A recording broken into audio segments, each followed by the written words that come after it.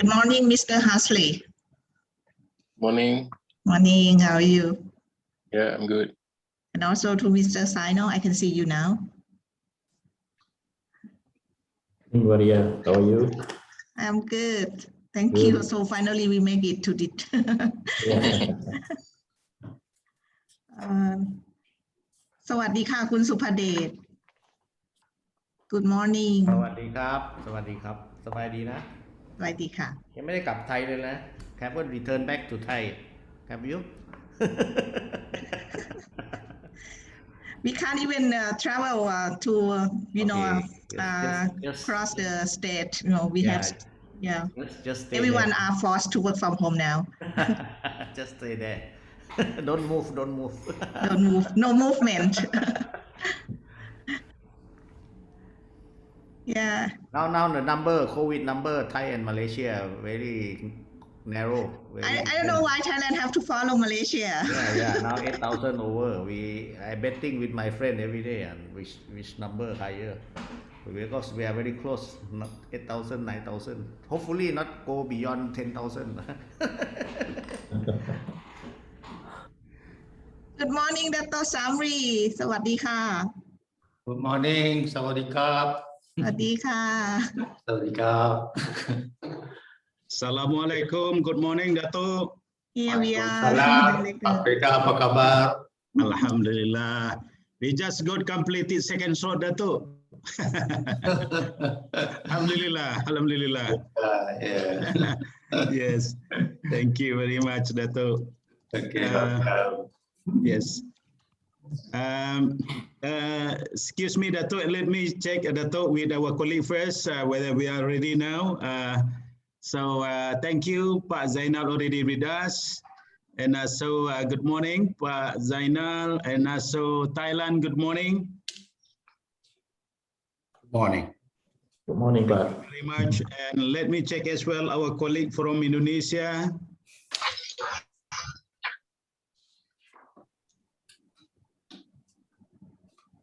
Good morning, Indonesia.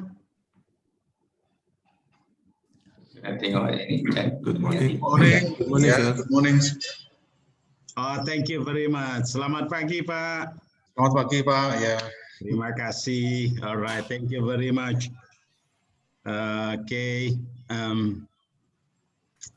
So it seems that we are already here at 10:02 in Putrajaya time. With your permission, Dato', and can we proceed with our agenda item, Dato'? Dato', you are still mute. Still mute, Dato'.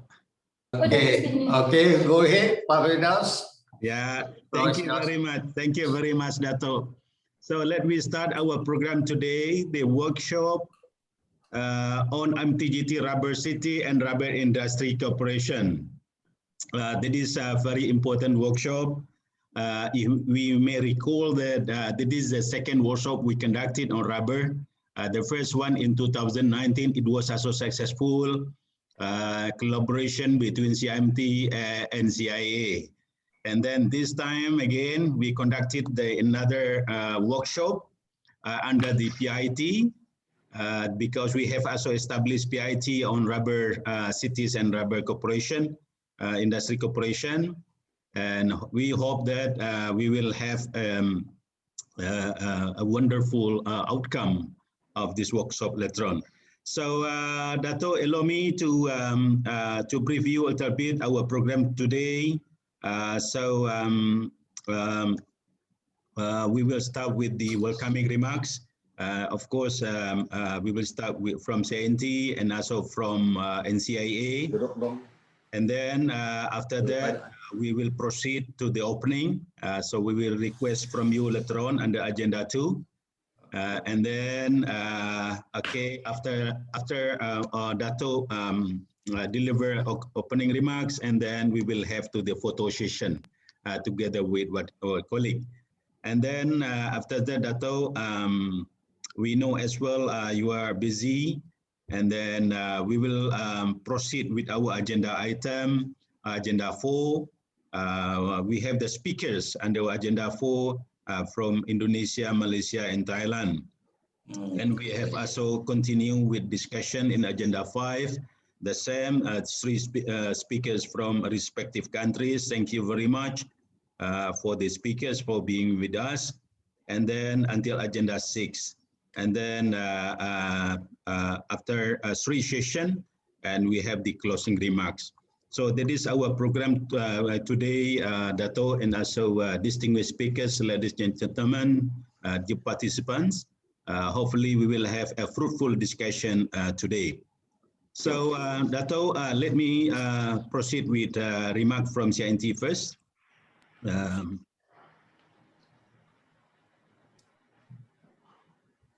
Bismillahirrahmanirrahim. Assalamualaikum warahmatullahi wabarakatuh. Swadikap. Very good morning. Honorable Dato Ahmad Zamri Khairuddin, Director Regional Development Division, Economic Planning Unit, Prime Minister's Department, Malaysia. My good friend, Pak Hasri Hassan, CEO of Northern Corridor Investment Authority, NCER Malaysia. And honorable panelists, distinguished participants, ladies and gentlemen, very good morning. First of all, allow me to welcome Dato Ahmad Zamri for being with us this morning. And also thank you very much, Dato, to spare your time amid your busy schedule to allow your time to open this important workshop on rubber cities industry cooperation.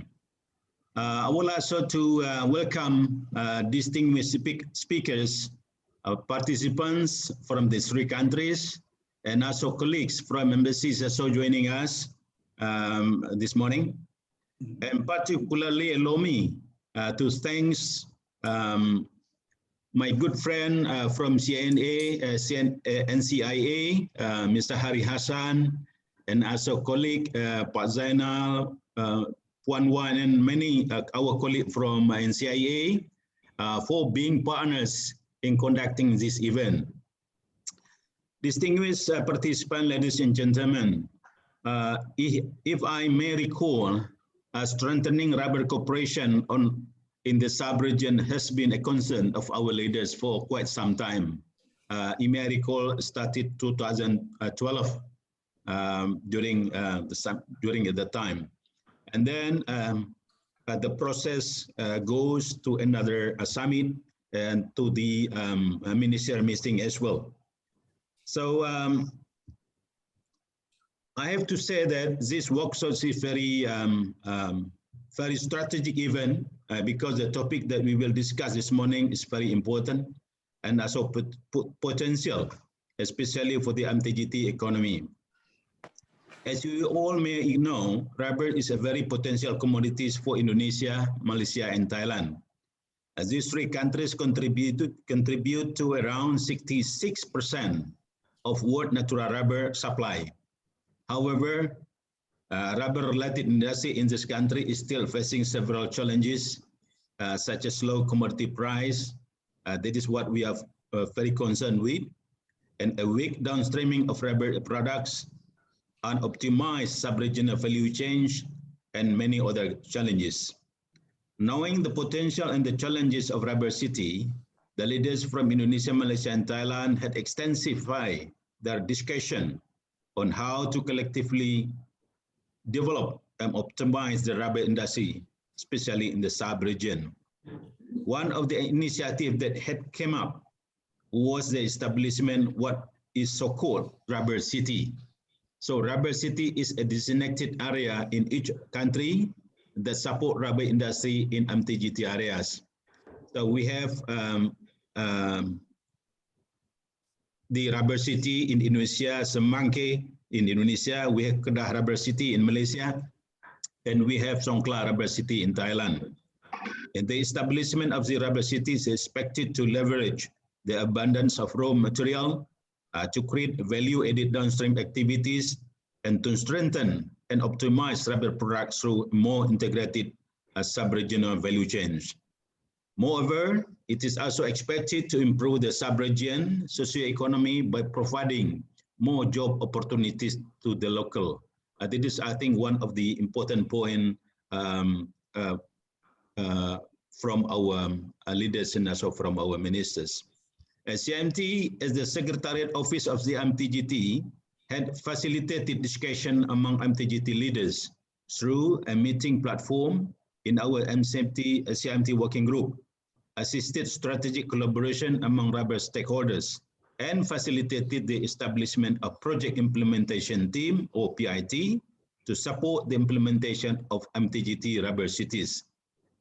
Ladies and gentlemen, distinguished participants, to achieve the objective of the establishment rubber city, such as the creation of high value-added downstream activities, a strong rubber city production base, and proper IMT-GT people, we need a strong institutional foundation. This institution also take role as a guidance for stakeholders to strengthen their collaboration in optimizing and maximizing the benefit of the rubber city. Therefore, CIMT tried our best to facilitate all relevant stakeholders to strengthen their commitment through Memorandum of Understanding, or MOU, among IMT-GT rubber cities at the starting point. In order to have a clear, beneficial, and inclusive implementation of the MOU, an extensive and holistic discussion among stakeholders is also required. I'm hoping this workshop can be a proper medium for all stakeholders to explore challenges and opportunities of the IMT-GT Rubber Cities initiative, identify policies and strategic direction, and to discuss marketing and production strategies of our IMT-GT rubber product. I believe our discussion today will enrich to the proposed MOU as well as its implementation strategies in the future. I do hope that by having Dato' and distinguished speakers in this workshop today, we will have a fruitful discussion today. Thank you very much. So thank you very much, Dato'. That is the remark from CIMT. Now, according to our program today, allow me as well, before we invite Dato', first of all, allow me to invite Mr. Hasri Hassan, Chief Operating Officer, COO of Northern Corridor Implementation Authority, NCER, Malaysia, as the Chairman of Project Implementation Team of IMT-GT Rubber Cities and Rubber Industry Corporations to deliver remarks. Pak Asri, the floor is yours. Thank you. Assalamualaikum and very good morning. I'm Dato' Ahmad Zamri, Director for Regional Development, the Economic Planning Unit of the Prime Minister's Department, also the National Secretariat for IMT-GT from Malaysia. Mr. Firdaus Dahlan, Director of Center of IMT-GT, CIMT. Mr. Muhammad Taufik, Director of Downstream Chemical and Pharmaceutical Industries, Ministry of Industry Indonesia, as the head of delegation from the Republic of Indonesia. Mr. Nakon Tangawiparat, the Governor of the Rubber Authority of Thailand, as the head of delegation from the Kingdom of Thailand. All the esteemed speakers from Malaysia, Indonesia and Thailand, all the distinguished guests and also members of the media, thank you for taking your time to attend the workshop today. First of all, I would like to apologize that we had to postpone this workshop earlier due to a clash of time with our NCER Council meeting on the 25th of June 2021. So again, I would like to introduce myself. My name is Hasri Hassan. I'm the Chief Operating Officer of NCER and also the Chairman of the Project Implementation Team, IMT-GT Rubber Cities and Rubber Industry Corporation under the Trade and Investment Working Group. So the objective of today's workshop is to obtain input from the members for the preparation of the Memorandum of Understanding, MOU, on IMT-GT Rubber Cities and Rubber Industry Corporation.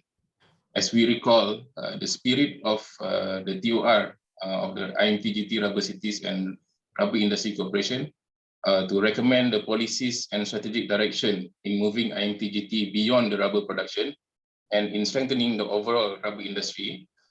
Also to recommend the industrialization roadmap based on the proposed policies to explore and propose regional cooperation through the IMT-GT Rubber City Network to enhance the utilization of rubber products and more domestic consumption in IMT-GT and ASEAN regional supply chain development, and also to propose the sub-region business collaboration in the rubber-related industries.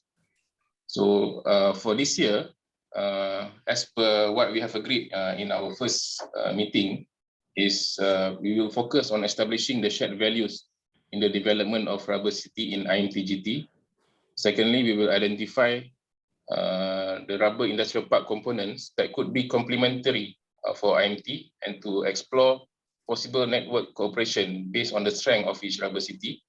And thirdly, to propose linking the IMT-GT Rubber Cities framework to support the above.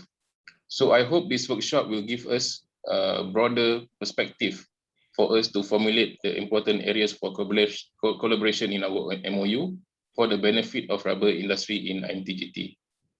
So I believe the MOU that we are going to sign will be part of the documents to achieve our regional outcomes, which are to transform the IMT-GT from a major natural rubber commodity producer into a regional and ultimately a global player in rubber product manufacturing over 15 years.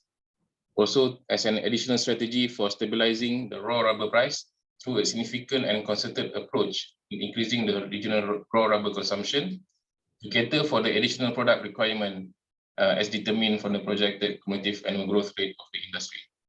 Having said that, I once again hope this workshop will benefit all the parties related to IMT-GT Rubber Cities and Rubber Industry Cooperation towards achieving IMT-GT formation objectives.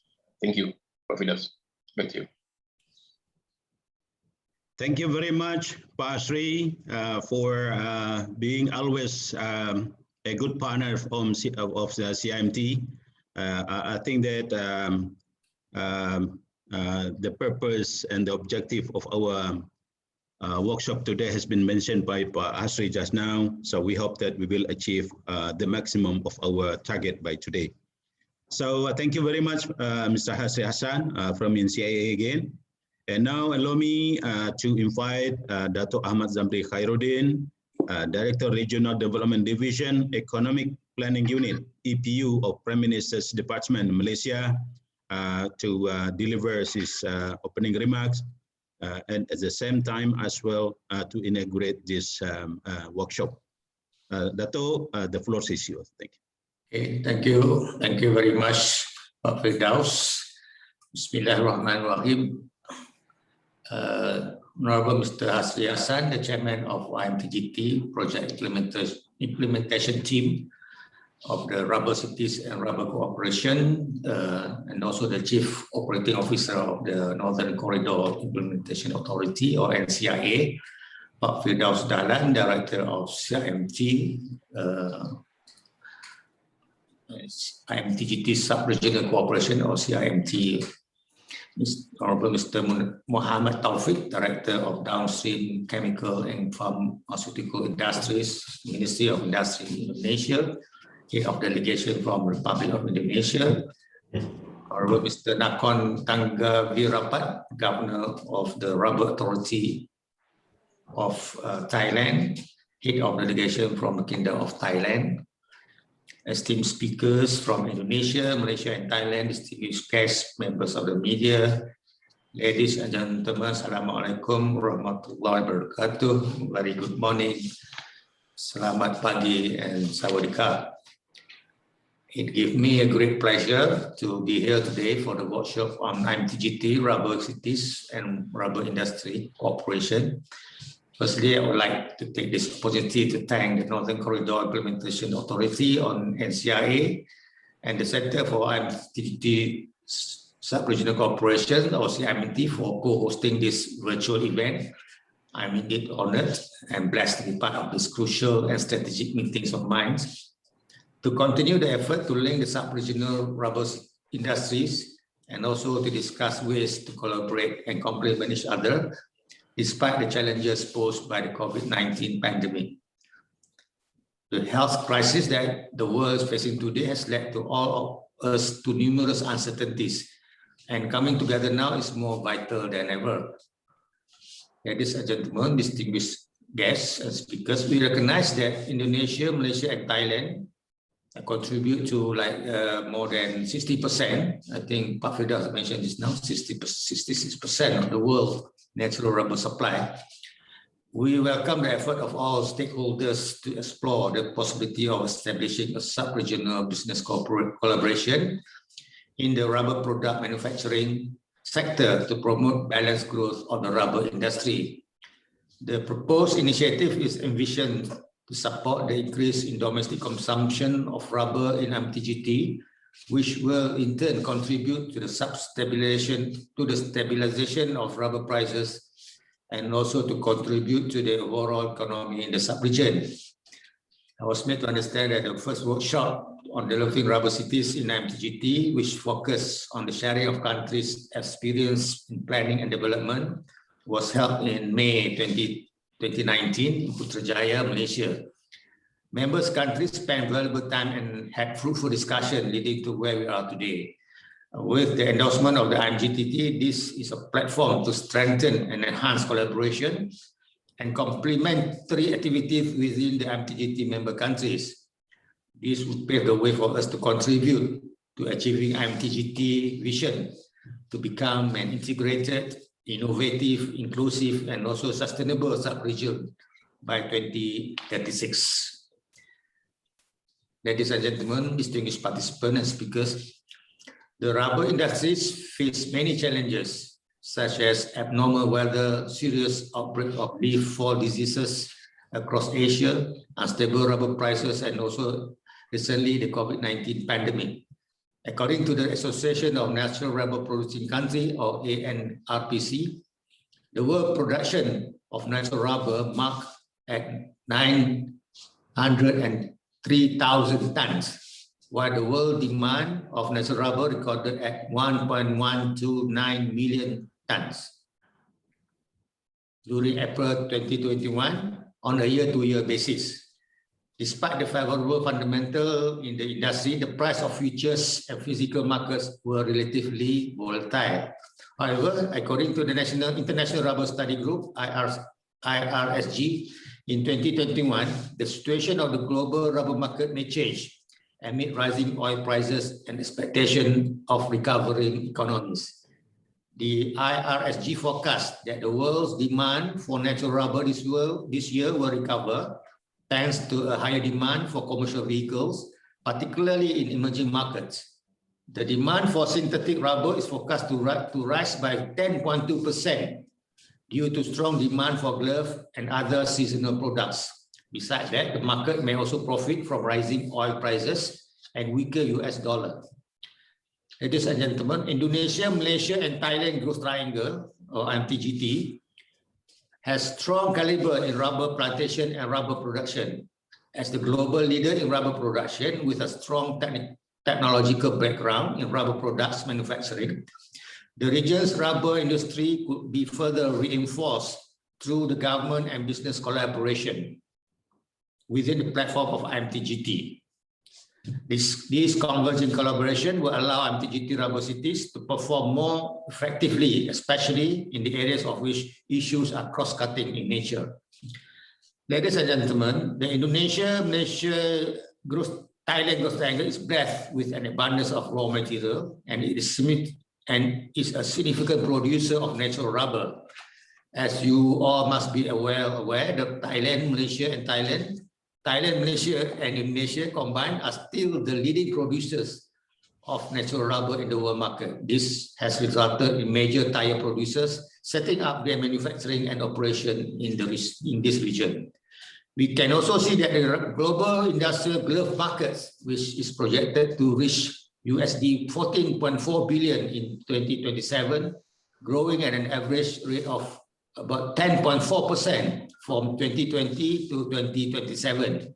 It is no secret that our IMT-GT member countries are among the top rubber producing countries that export their rubber-based products to the whole world.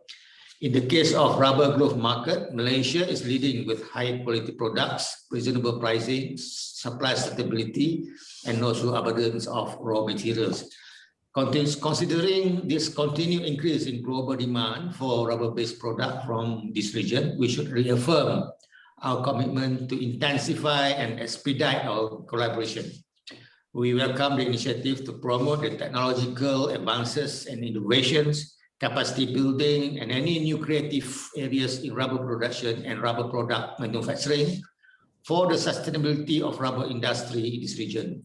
We hope that with the establishment and operation of rubber cities in this sub-region, we would also be able to support the increase in local consumption of the commodity and make major contribution to the livelihoods of the smallholders. Ladies and gentlemen, distinguished participants, I'm also pleased to share with you today that the Kedah Rubber City, a national strategic project in Malaysia, and the first dedicated rubber industrial park, comprising of approximately 1,240 acres, and is ready to receive private investors to set up factories, offices, warehouses, thus creating employment opportunities and improving skill of the local workforce to meet the demand of the industry. The Kedah Rubber City is aimed to accelerate the development of Malaysia rubber industry and to be the regional high-value industrial hub in ASEAN, with focus on downstream rubber activities by capitalizing on the abundance of raw rubber supply in this region. The Kedah Rubber City will be developing a complete ecosystem for rubber industry in the Northern Corridor Economic Region and stimulate socio-economic development as a new growth node in the border region. Kedah Rubber City will also be intensifying R&D in rubber products and manufacturing and will be driven by the business sector with facilitation by the government. The government believes that Kedah Rubber City and the establishment of Indonesia Rubber Corridor in CIMT and also in Tanjung Api-Api, as well as the Thai Rubber City Development Concept, will complement each other and support the economic as well as infrastructure development within IMT-GT and ASEAN member countries. There is potential integration, especially in terms of cross-border activities and strengthening the value chains among the member countries that can be explored together. IMT-GT sub-region could be the center for the global growth of rubber-based industries in these areas, such as in the healthcare products, such as medical gloves, catheters, and other medical devices, as well as in the infrastructure, the use of rubber in the construction of bridges, buildings, ports, and roads, and also etc. We could also jointly promote regionally produced rubber automotive products for OEM and replacement markets. The PIT rubber cities also may want to consider the strategic collaboration approach in developing regional policies, standards, regulation, R&D, innovation, testing, and also analysis standard. In addition, the sub-region rubber cities may want to come up with its value proposition and strategic positioning of IMT rubber cities. It is pertinent to note that we have the potential to develop strong economic relations with other ASEAN countries, India and China, given their many complementarities, geographical proximity, as well as close historical and cultural ties. I'm delighted to know that PIT Rubber Cities is geared toward this initiative and is developing plan of activities to strengthen the collaboration of rubber cities in IMT-GT. Our leaders strongly believe in the IMT-GT as one of the platforms to foster collaboration for economic growth. I hope we would continue to share, discuss, and learn from each other. I'm pleased to welcome the IMT-GT project implementation team, Rubber Cities and Rubber Corporation members to this virtual workshop. I would also like to express my appreciation to all the distinguished speakers and moderators for your willingness to share ideas, knowledge, information, experiences, and recommendations for collaboration areas. I hope that this effort will facilitate the proposed signing of the MOU among IMT-GT Rubber Cities, which is planned to take place in the later part of this year.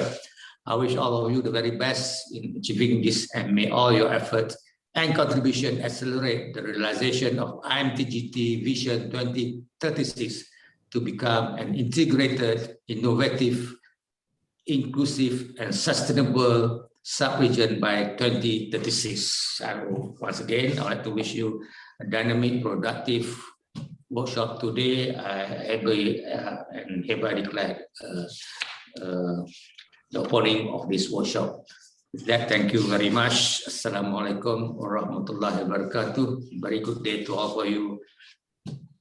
Kap kum kap and selamat pagi. Thank you very much. Back to you, Pak Firdaus. Thank you very much, Datuk. Very important remark, Datuk. I think that you highlighted several important points in your remarks just now, which is very relevant, Datuk, in our discussion today. And also, we will do our best, Datuk, with the expectation, as you mentioned in your speech, in your remarks. We hope that we can materialize to sign the MOU among of the rubber cities by this year. So we will do our best, Dato', with your support as well. Okay. So thank you.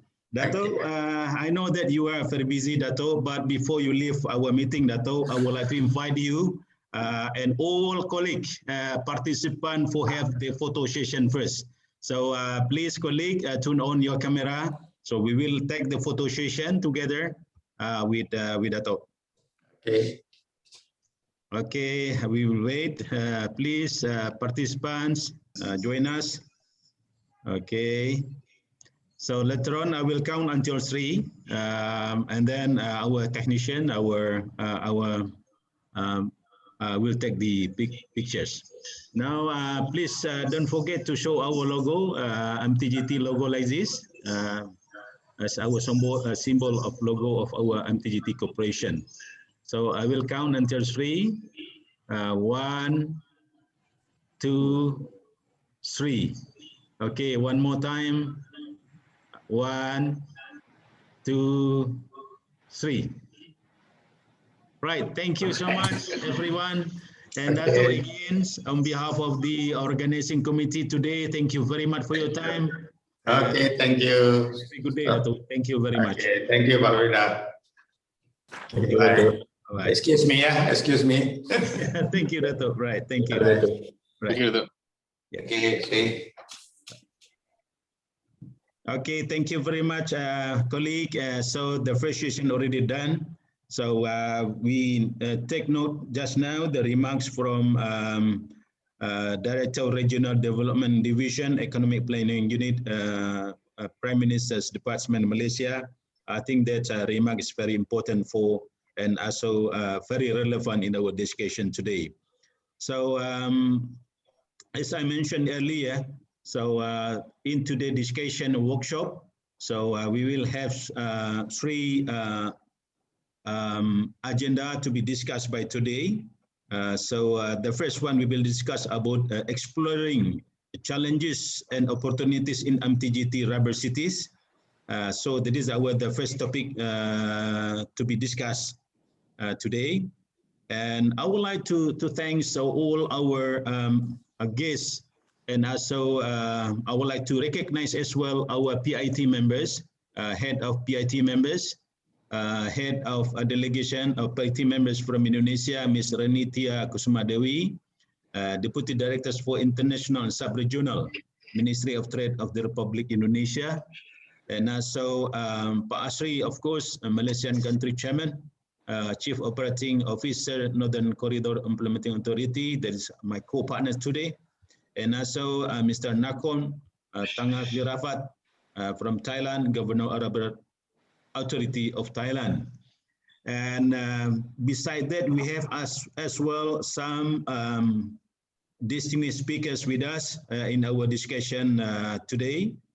So Pak Abdul Aziz Pane, thank you, Pak Aziz. You're welcome, you're welcome. Pak Aziz is Chairman of Indonesian Rubber Council, so he's very important man for us.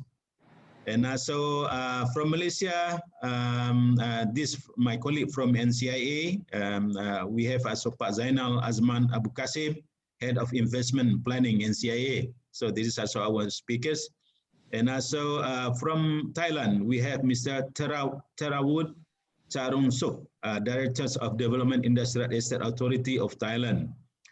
While for the topic number 2 later on, we have also very important speakers with us. So the topic is policies and strategic direction in moving IMT-GT beyond the rubber production.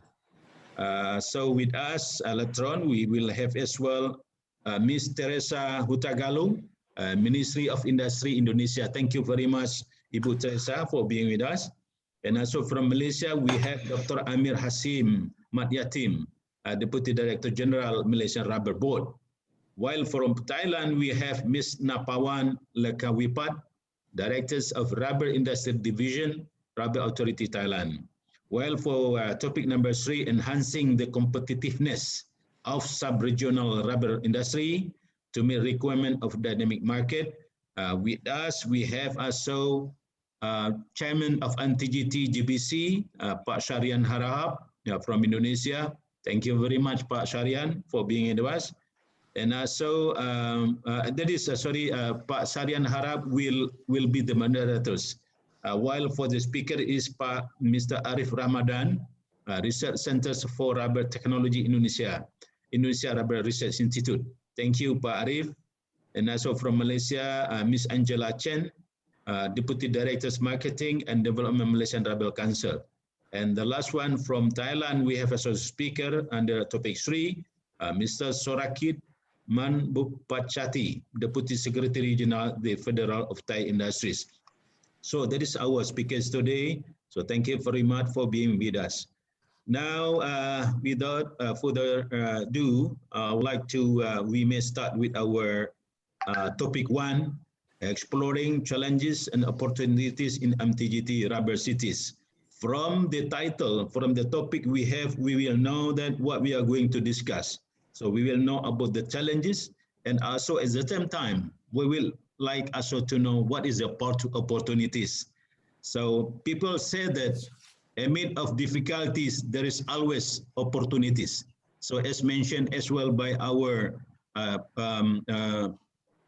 by Dato' just now, Dato' Zamri also mentioned, even though we are now under the difficult time of COVID-19, but the demand for rubber product is also increased somehow in some product. So this is also very a good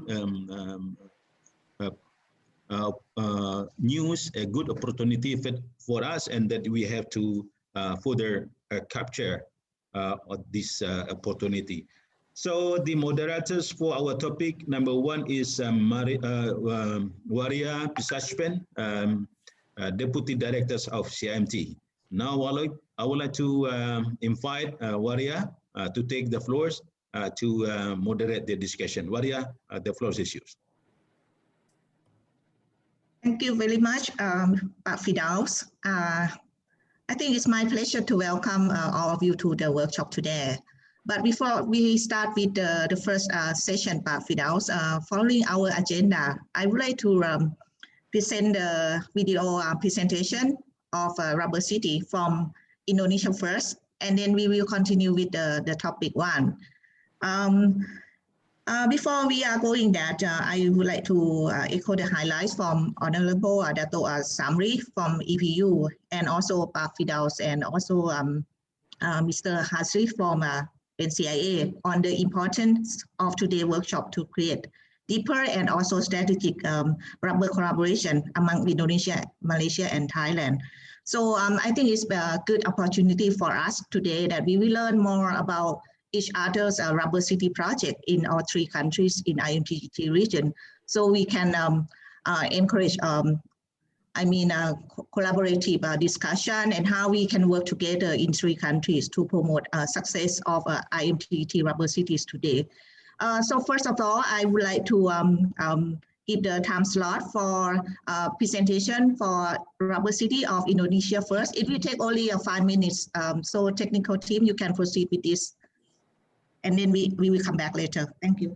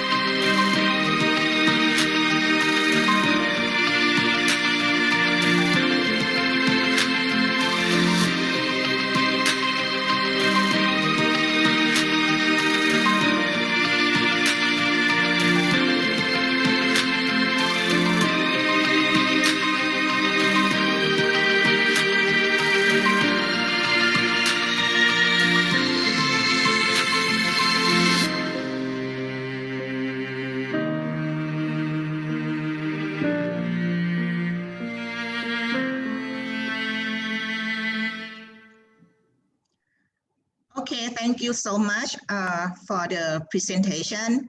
So as you know that for Indonesia, the nominate rubber cities for IMT-GT collaboration is Semanggi Industrial Estate. So I think I would like to welcome Mr. Abdul Aziz Paneh, Chairman of Indonesia Rubber Council. I would like to hear more about IMT Rubber City from Indonesia, and we hope that we can discuss after that. So before we start, may I have some minor housekeeping announcement first? So because I don't receive much biography from you, Pa Aziz. So I would like you to introduce yourself to the floor first, and then follow with your presentation. And for each panelist, I will give you about around 10 minutes for your presentation, and then we will follow with the Q&A session later on. And for all the participants, I request your, collaboration that please mute your microphone so we can hear. We won't interrupt with the speaker while he make his presentation. Thank you in advance. And so now without further ado, I would like to welcome Pa Abdul Aziz Paneh for your presentation. The floor is yours, Pa. Thank you, Waraya. Thank you very much. I haven't seen you for years already. You situated in Malaysia last 2 years, Yes. 2019, right? Okay, good morning. I would like to make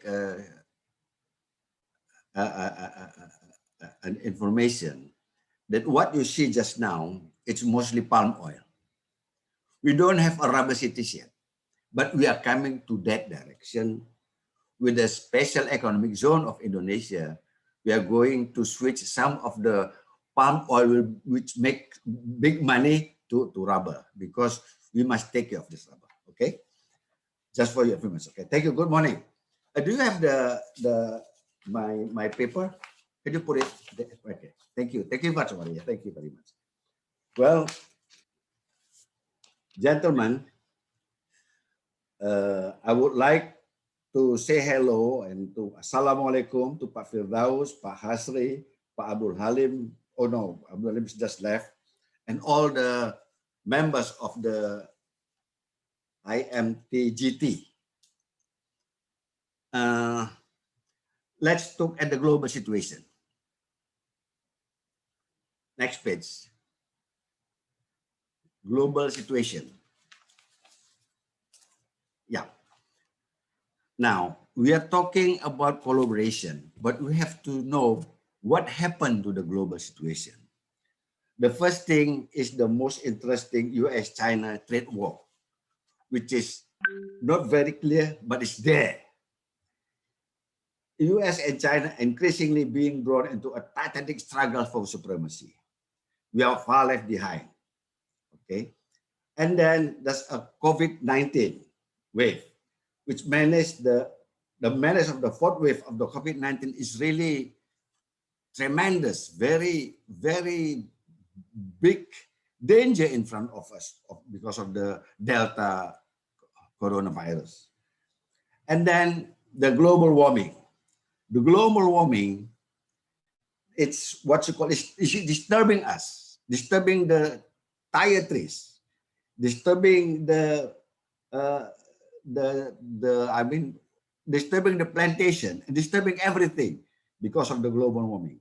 And then the economic in the pandemic era, the global economic recovery overshadowed by the pandemic. I think everything is in slowdown now. Competition decline, productivity and growth slows, business and investment and innovation decline, income and wealth inequality widen. And the other one, which disturbs especially Malaysia and Indonesia, is the South China Sea. The growing tension of South China Sea, I think, will make the investors from outside the ASEAN to worry a bit that it is not safe in our region. So we have to think this over, not to be pessimistic, but we have to think it over. And as the three members of the ASEAN, we must figure out how to protect our own economic interest and assert our own values, not to be trampled in the fight. This fight. This is really a big fight. Next page. See, this is the global situation. Look at the forecast for GDP per head during the pandemic. I got this from IMF. The advanced economics is disturbed. The low income developing countries also disturbed. And if you look at the orange there color, the world is disturbed. That is in 2020, 2021, and 2022. 2022 still disturbing. So there is some kind of uncertainty with this pandemic situation. And it's getting worse and worse and worse and worse all the time. And now even especially the Delta one. The Delta one has disturbed United Kingdom, Russia, Portugal, India, Indonesia now. We are in real big trouble. Next. So, and then that's overshadow our economic activity. Now, look at the global situation. You know what Biden said? Biden say that investment in American jobs plan will be guided by one principle, by American. That's mean they become protectionism. European Union, excuse me. Madame Ursula von der Leyen, the European Commission President, has called for Europeans to have mastery and ownership of key technologies for themselves. That means they're going protectionism.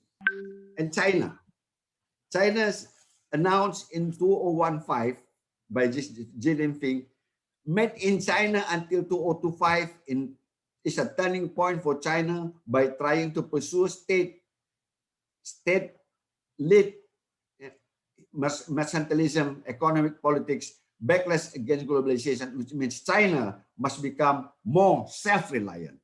Okay, protectionism. India, you know what Narendra Modi said? He said, Atmanirbhar Bharat, self-reliant India, back to India. And lately, our president also said, Indonesia, I love Indonesian products. So it's a kind of, protectionism is coming. I think it was forced by the pandemic and the effect of the trade war. Next. And if you look at the global situation, the most countries that really hurt by the situation is Indonesia. You know why? Because the population is almost 5 times of Malaysia, 4 times of Thailand. Even the area is wide, but the GDP, look at the GDP, because the GDP it's quite low compared to the 3 countries. And the government, Thailand is a monarchy, Malaysia is a monarchy, Indonesia is a presidential. So for Indonesia, the political uncertainty is very high, because if the government changes because of the changing president, all the people involved in the IMT-GT also will change, because changing it's changing all the time. While in Thailand and Malaysia, the bureaucracy is not as thick as Indonesia. That's why I said Thailand is stable, you have stable economic policy. Malaysia is a stable economic policy, but Indonesia is very unstable. We have to realize this. Next. So we are trying to make Sungai Mangkai as a rubber city. it's just a special economic zone. But if you look at the what we have showed just now, it's all about palm oil, not about rubber. Now, for rubber, I think the gentleman previously said that the IMT-GT is going to make a strong technical background for the three countries. Strong technical background in rubber. My question is, I don't think Indonesia is very serious in this. We have to take steps. And this IMT-GT is a step forward to realize that. Next. The present situation in Indonesia, you can read it that gram rubber products in Indonesia are the mainstay because rubber-based downstream industry, especially those based on concentrated latex, has not yet developed. The second, the gram rubber factory in Indonesia operates only 61% of the installed capacity due to a shortage of raw material for natural rubber. Lack of raw materials because many of the plants are old, are attacked by 4 diseases, and many rubber plants are not tapping. These are the main of the low productivity. And Sungai Mangkai has been appointed by the government of Indonesia as the coming rubber city, not yet a rubber city. It's still a special economic zone. And as a matter of fact, is far behind the development compared to Songla and Kedah rubber. We have to admit that. You know, we cannot hide it. It's there. And then the fourth one, communications among the members of the industries of GT organization is not effective due to the scattered position of their location. This is in Indonesia, very scattered. And the number 5, members of the IMT-GT rubber channels from Indonesia is a mixture of private sectors and bureaucracy personnel with different interests. For instance, our chairman is from the trade, not from the rubber technology or not from the rubber industries. So this is a situation that we have to think it over in Indonesia. That's why it's very difficult for us to move. It's very heavy to move the burden. Okay. Next. The conclusion, the traditional analog sovereignty which country's territory, resource, and people remains a necessary function of the modern state.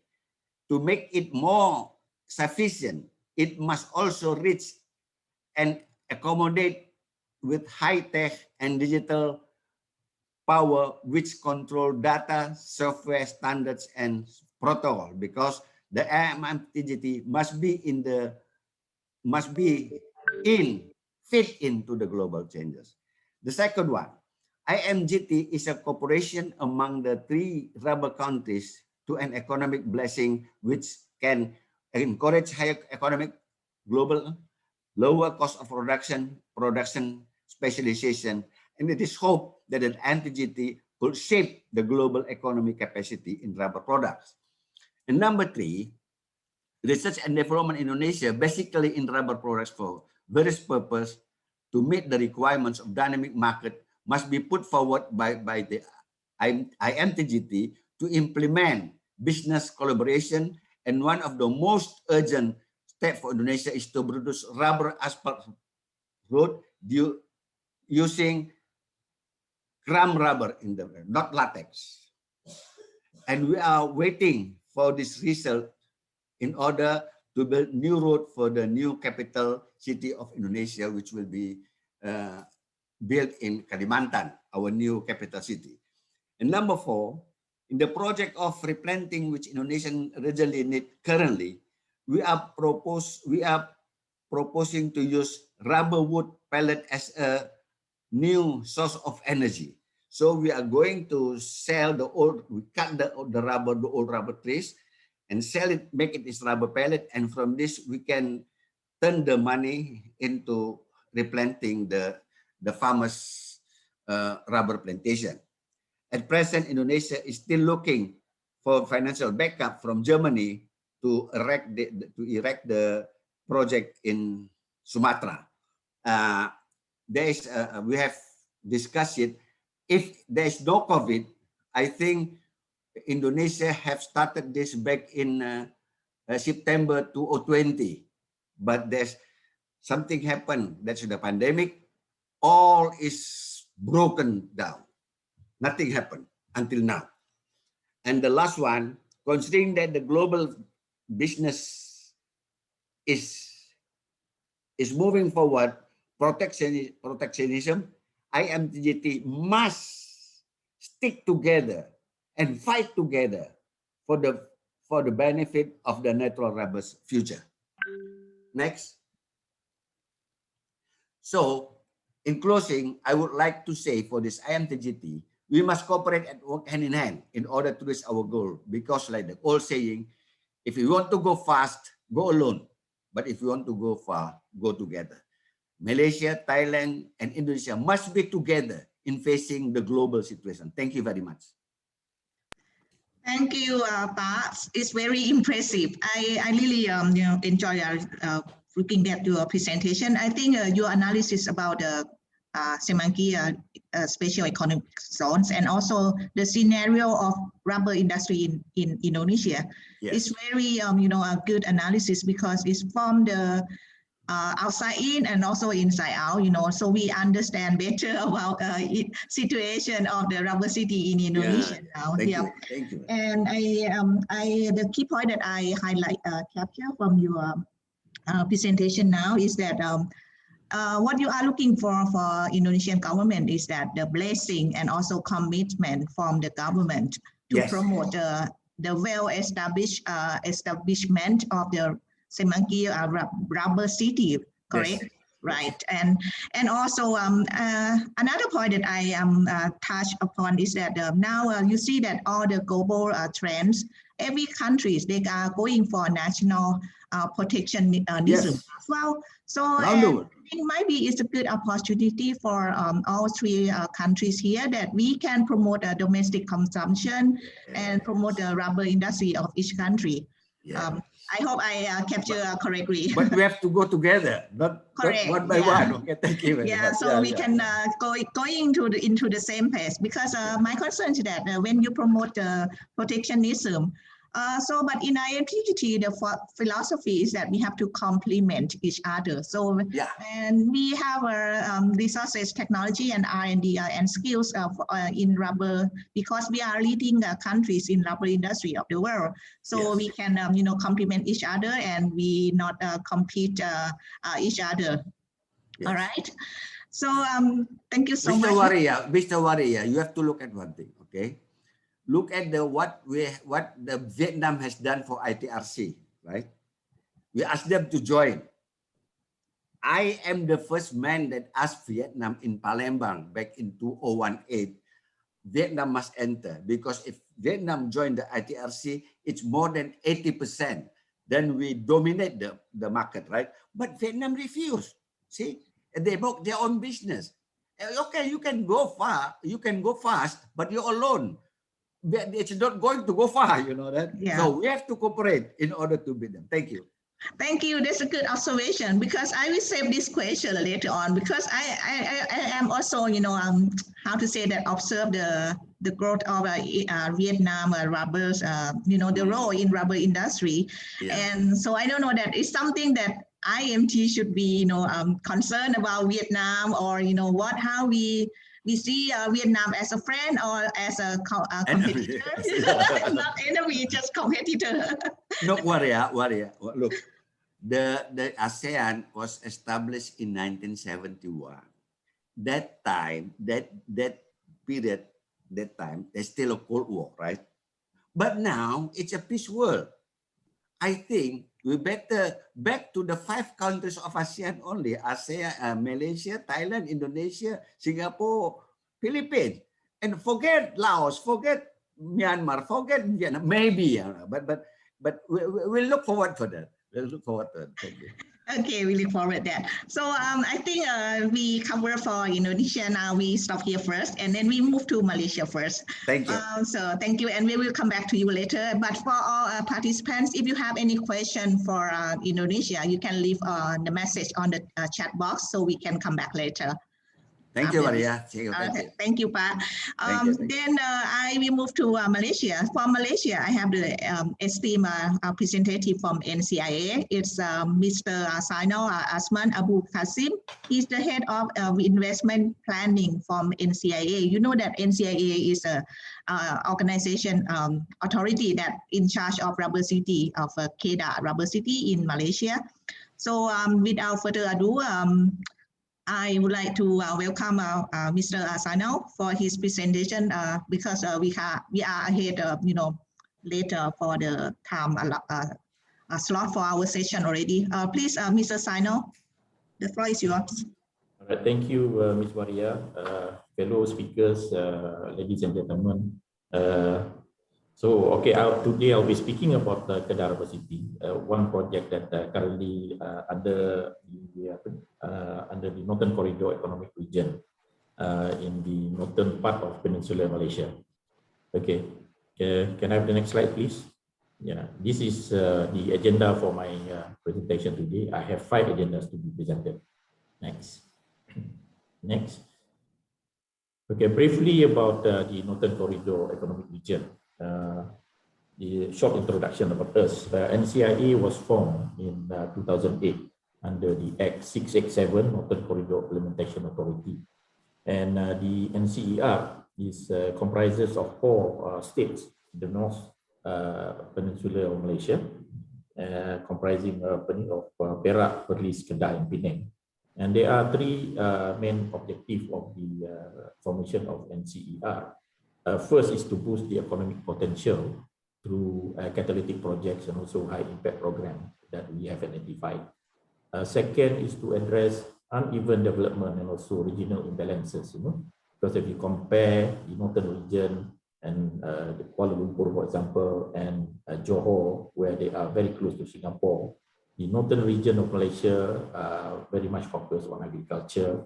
And because of that, the economic activities not that aggressive as compared to the Kuala Lumpur, the Klang Valley, and also the southern part of Malaysia. And on top of that, the formation of NCER is also to promote profitable economic growth in this region. So because of that, we have identified many activities, economic activities, to spur the economic growth in the northern region. Next slide, please. So in order to achieve that, NCER have identified an integrated operating model where we have a 3-pronged strategic approach. First, of course, we look into the human capital and also the community. We empower the human capital development through various programs that bring the positive spillover effects to the community. And then second is we implement key strategy projects where we identified projects for development of high impact project in the region, such as industrial parks, strategic infrastructure, as well as initiative to spur the R&D activities in the region. And this is to cater the private sector needs, especially. And then the third strategy is to facilitate private sector investment. And we do this by promoting and also facilitating potential investors to establish their presence in the region. And to do that, we offer various incentives for investors to further encourage their investment in the region. So these are the 3-pronged strategies that we have developed. And the key outcome from this is to create new jobs, to encourage entrepreneurship, and at the same time, we are encouraging high income and also increased private investment in the region. Next. Okay. So in order to achieve what we have planned, the Northern Corridor Economic Region have come up with our strategic development framework. And in response to COVID-19, we have identified several key factors that will assist us in developing the region. Of course, we have our long-term vision for sustainable economic growth, social re-engineering, as well as conservation and preservation of environment. And these are supported by key enablers and also economic clusters focus, where manufacturing is one of the focus area, and rubber is one of the focus areas in the region. And our immediate priorities under the COVID-19 strategic development framework is to safeguard the income and livelihood of the communities in the region, generate jobs and employment, encourage entrepreneurship among the communities, and as well to spur the local economy. Next. And in order to do this, we have identified catalytic projects and also key enablers to spur the economic growth.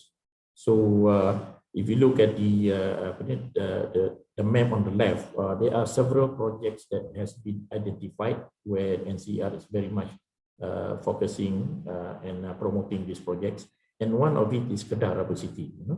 And other than that, there are also other projects that will actually help to spur the economic growth in the region, such as Chuping Valley Industrial Area, the Bukit Kayu Hitam Special Border Economic Zone, Kedah Science and Technology Park, and so on and so forth.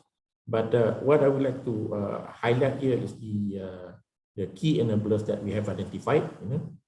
First is, of course, the incentive for investors in the region, where we have identified a broad-based incentive for priority sectors. And rubber is one of the industry that have been identified as a priority sectors, and the initiative in Kedah Rubber City is very much supported by the various incentives that we have identified and approved by the government. On top of that, we also have incentive for specific projects and also industrial park. So whoever investors or anyone who would like to collaborate with investment or project or initiative in Kedah Rubber City, we will consider to provide incentive that has been approved by the for specific project and also industrial park. Other than that, we are also looking into the human capital programs, where we provide support and also a program to support the human capital and talent development program. One of it is NTAP, or the NCER Talent Enhancement Program, to address the unemployed and also to support the collaboration between private sector and also the talent supply in the region. Other than that, we are also provide programs such as Job Kerja, where the unemployed and retrenched graduates are employed, re-employed, retrained and re-employed back into the system. Yeah? And the other key enablers is the physical infrastructure, where we are looking at providing support such as digital infrastructure and broadband coverage.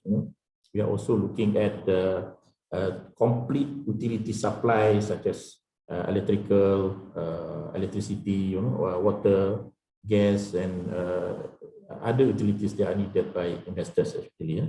And to support the connectivity in the region, we are also looking into the excellent road network through the existing highways that connecting the north-south, and also we are now building in the plan to connect the states in the northern region through a new northern corridor highway. And we are continuing to support the development in the region through upgrading of ports and also rail connectivity to connect the states and also the main infrastructure in the region. Next.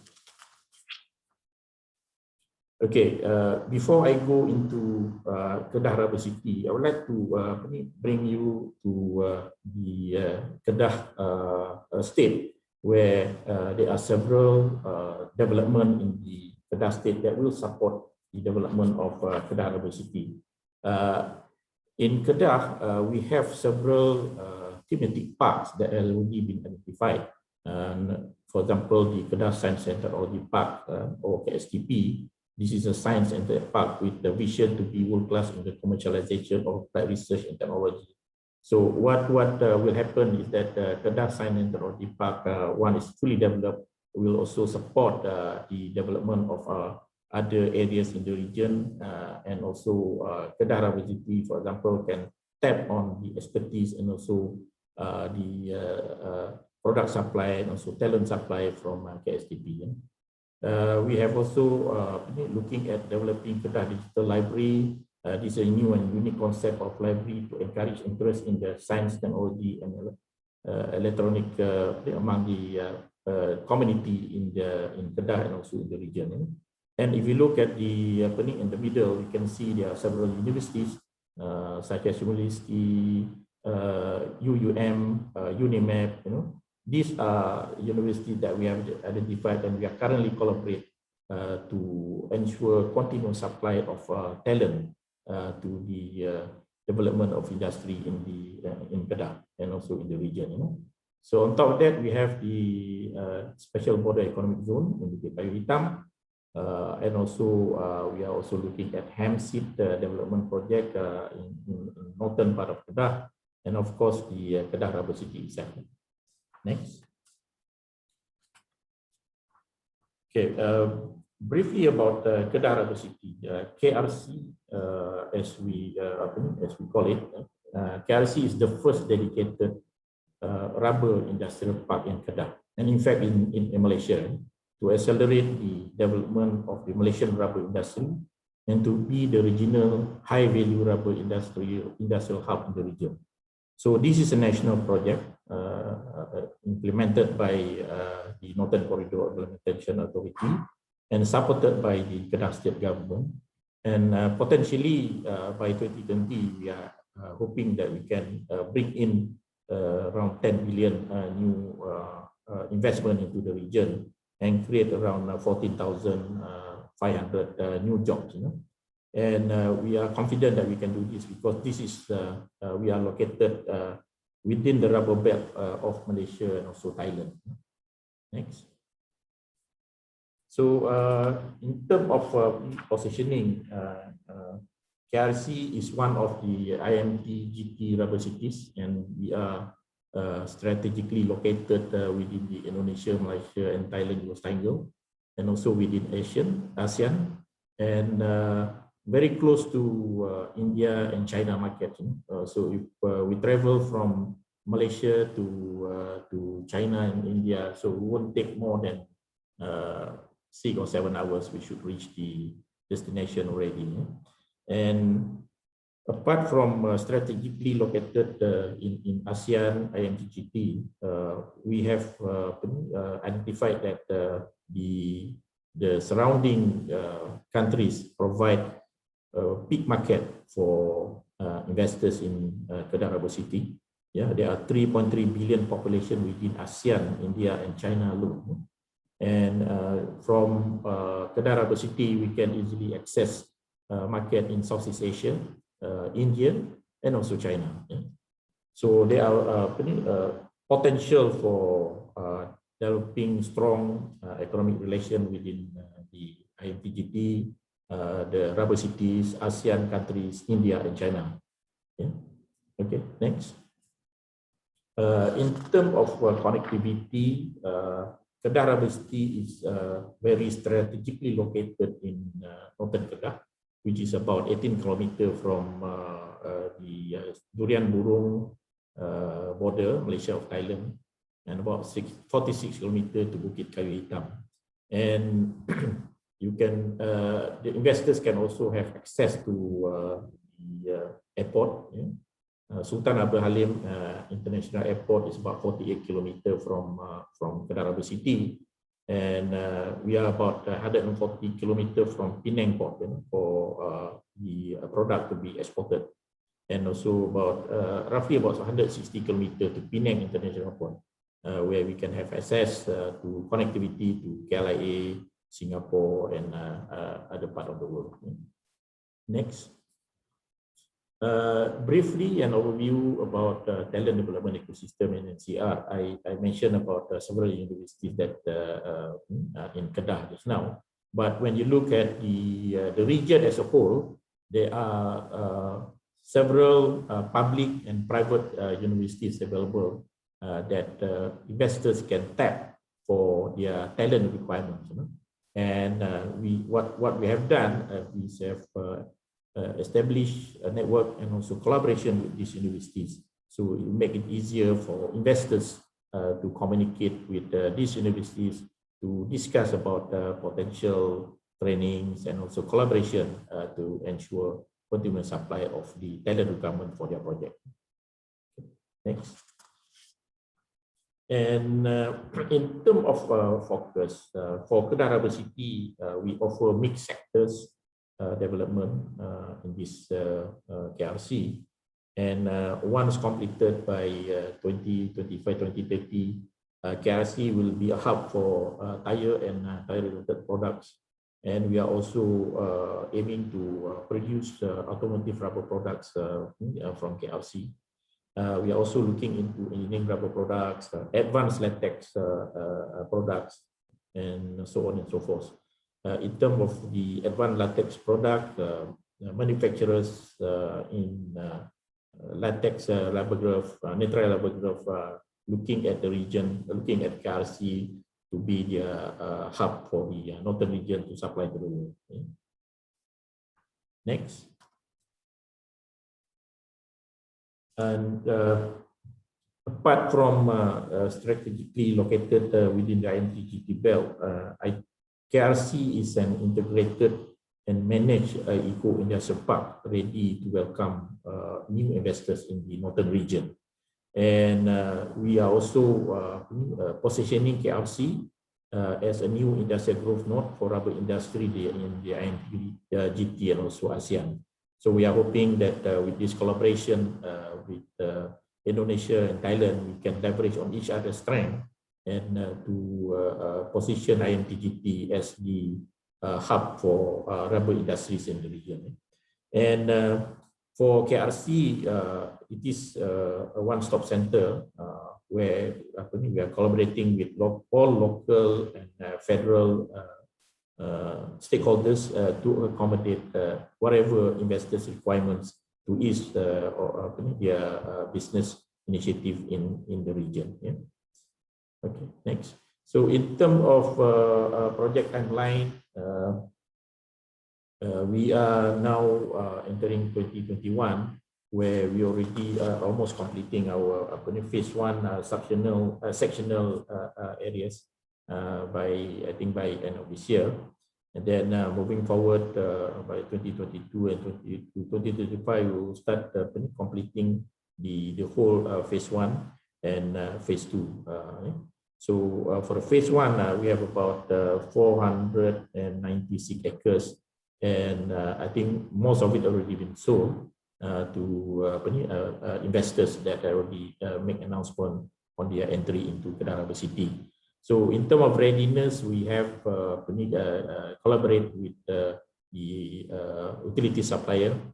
We are working with Tenaga Nasional, with the water supply, Gas Malaysia for gas supply, and also for Telecom Malaysia on telecommunication requirements for the region. So these are not casting in stone because we can always increase the supply based on requirement by investors. Next. So moving forward, I think the regional collaboration is the way to go, and I think the IMT-GT summit, 12 IMT-GT summit in Bangkok, as the leaders have made several statements where they are embracing the collaboration between the rubber cities.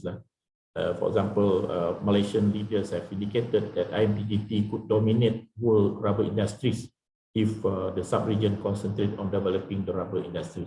So I think what we are doing today is to enhance the collaboration between the rubber cities and to push the initiative and tackle the world. Next. So there are several opportunities between the rubber cities. For example, from a G2G perspective, the immigration and customs green lane can be discussed between the rubber cities, between the member countries. And also, we can discuss about fast checking and special release approval to facilitate the movement of products and services between the rubber cities. From business to business or B2B, transportation and logistics services by KLC-based investors can complement the movement of products between IMT-GT countries. And we are also looking at raw material supply between IMT countries. And from G to business, government to business, G2B, we can also look into and discuss the potential of tax and export regulations, between countries, and we may decide on the best tax and regulation to ease the trade between IMT-GT rubber cities. And of course, maybe we can look into how we can incentivize players that come into our region. And next. So in closing, there are possible areas of collaboration between rubber cities.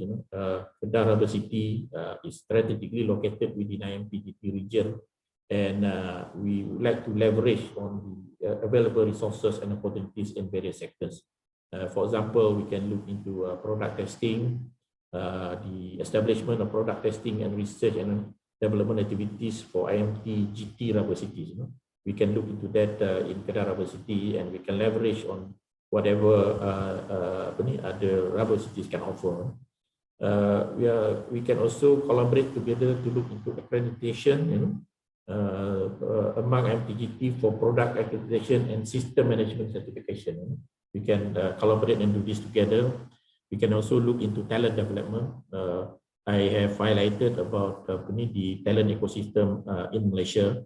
We can also look into the talent ecosystem in Thailand and Indonesia, where we can tap and collaborate among member countries on how we can address the talent requirement among the rubber cities.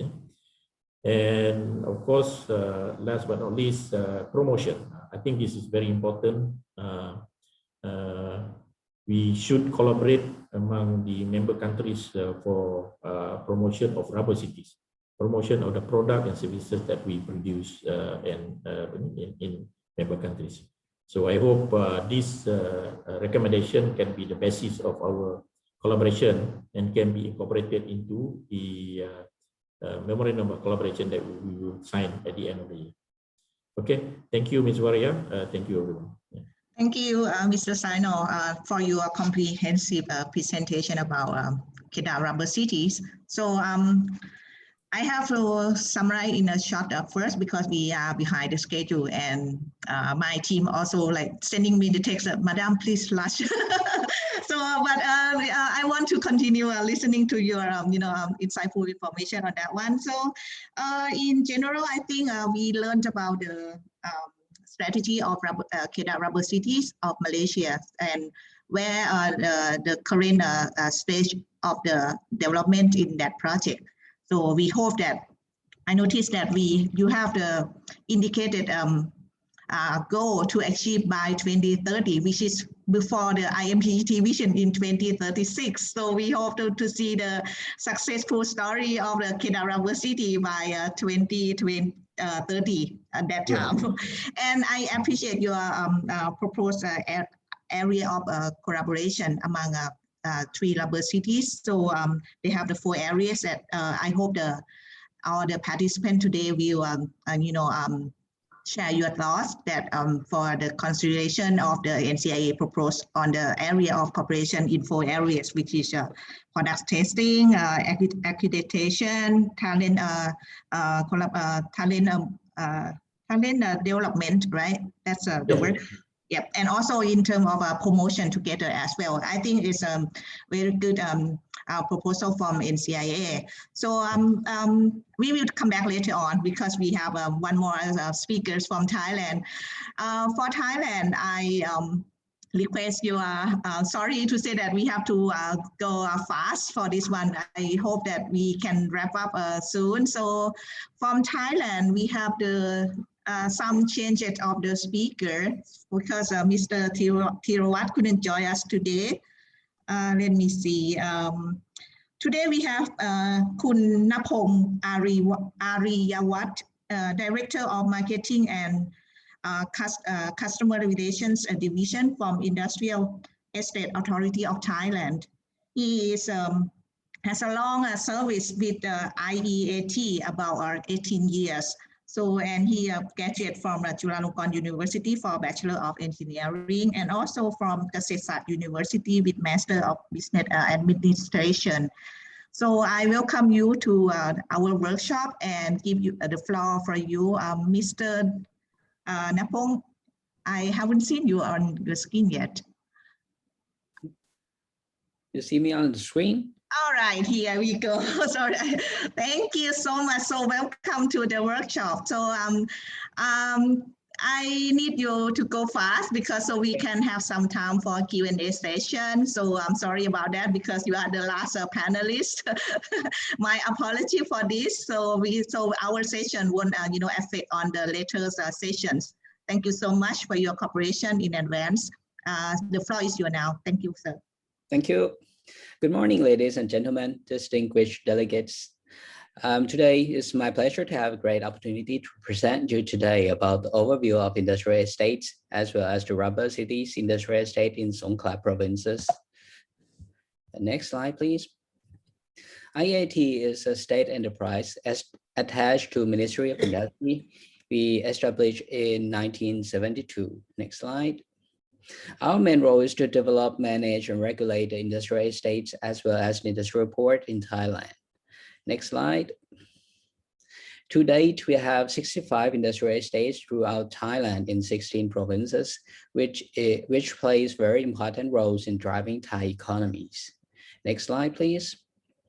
Apart from industrial estates, we also develop and manage industrial port called Magdaput Industrial Port. There are existing 12 industrial ports. 3 ports are opened its service to public, and 9 ports are dedicated ports. Next slide.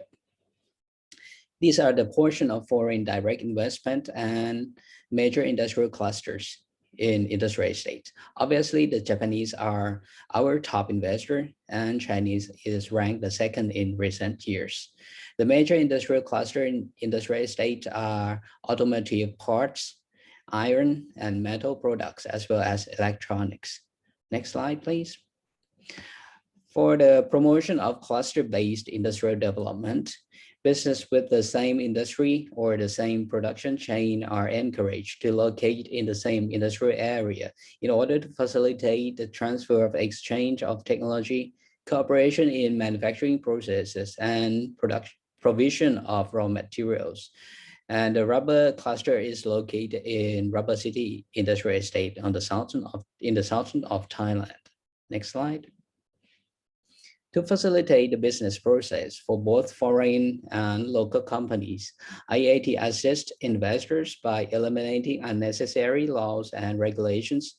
Total Solution Center, or TSC, is one-stop service center, has been established allowing investors to access online business license regarding land use, factory construction, and business operation.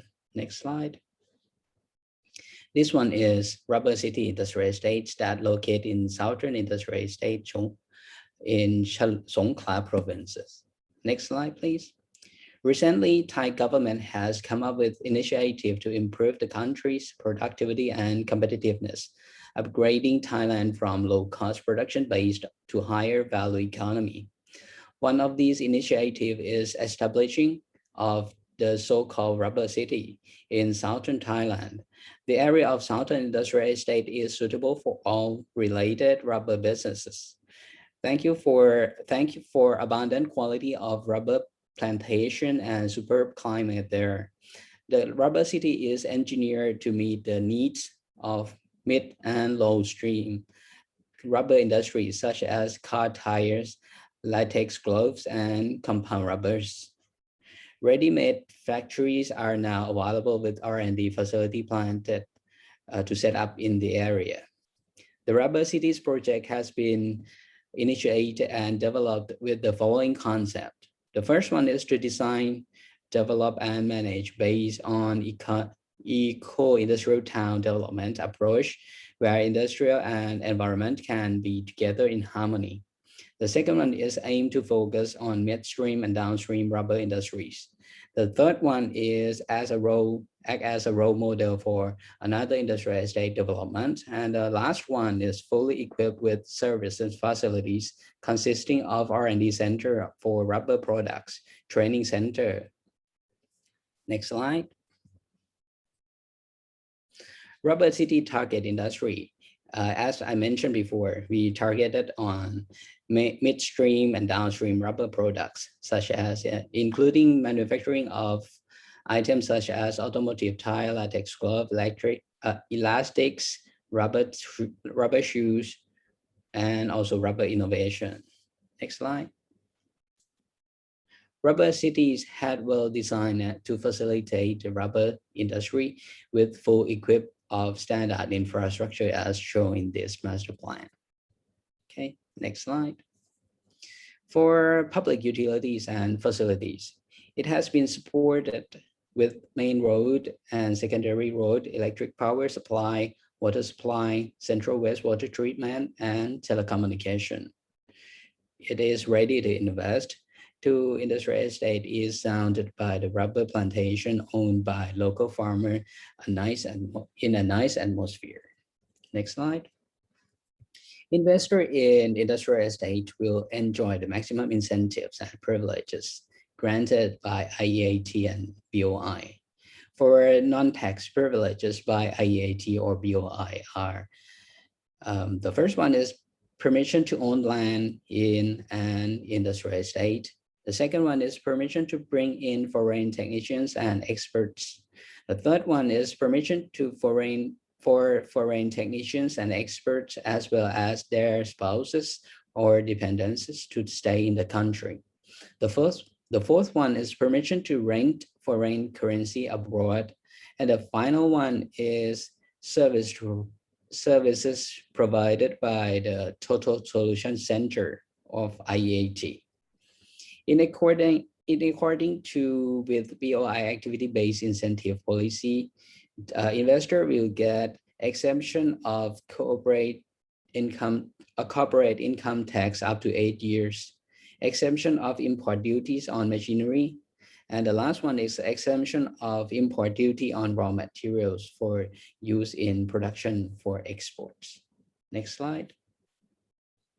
Moreover, IEAT also developed industrial estates in Special Economic Zone or SEZ in 3 provinces in Tak, Sa Kaeo, and Songkhla. Industrial estate in SEZ mainly focus on labor-oriented business, logistics, and distribution center between Thailand and CIMT country. Targeted industries include logistics and services, processed agricultural product and food, textile, gems and jewelry, automotive, and machinery. Next slide. This one is Songkhla Industrial Estates. Is located in Songkhla province in the area of Special Economic Zone. Next slide. The industrial estate has 2 phases of construction. Next slide. The phase 1 has already completed and ready to invest. Next slide. With full infrastructure, public utility systems such as water supply system, electric power supply, road, telecommunication, and central wastewater treatment system. Next slide. This industrial estate is designed to support targeted industries such as light industry, logistics, and light logistics, which is suitable for the investor who are looking for the area nearby Thai-Malaysia border. Next slide. It also has tax and non-tax privileges that investors reserve for doing business in these industrial estates. Next slide. In industrial estates, the incentives are divided into in industrial estate, they are divided into zone, general zone, and IIT-free zone. IIT provide tax and non-tax incentives to investors in these two zones. For tax incentives are divided into two categories, which are activity-based incentives and area-based incentives.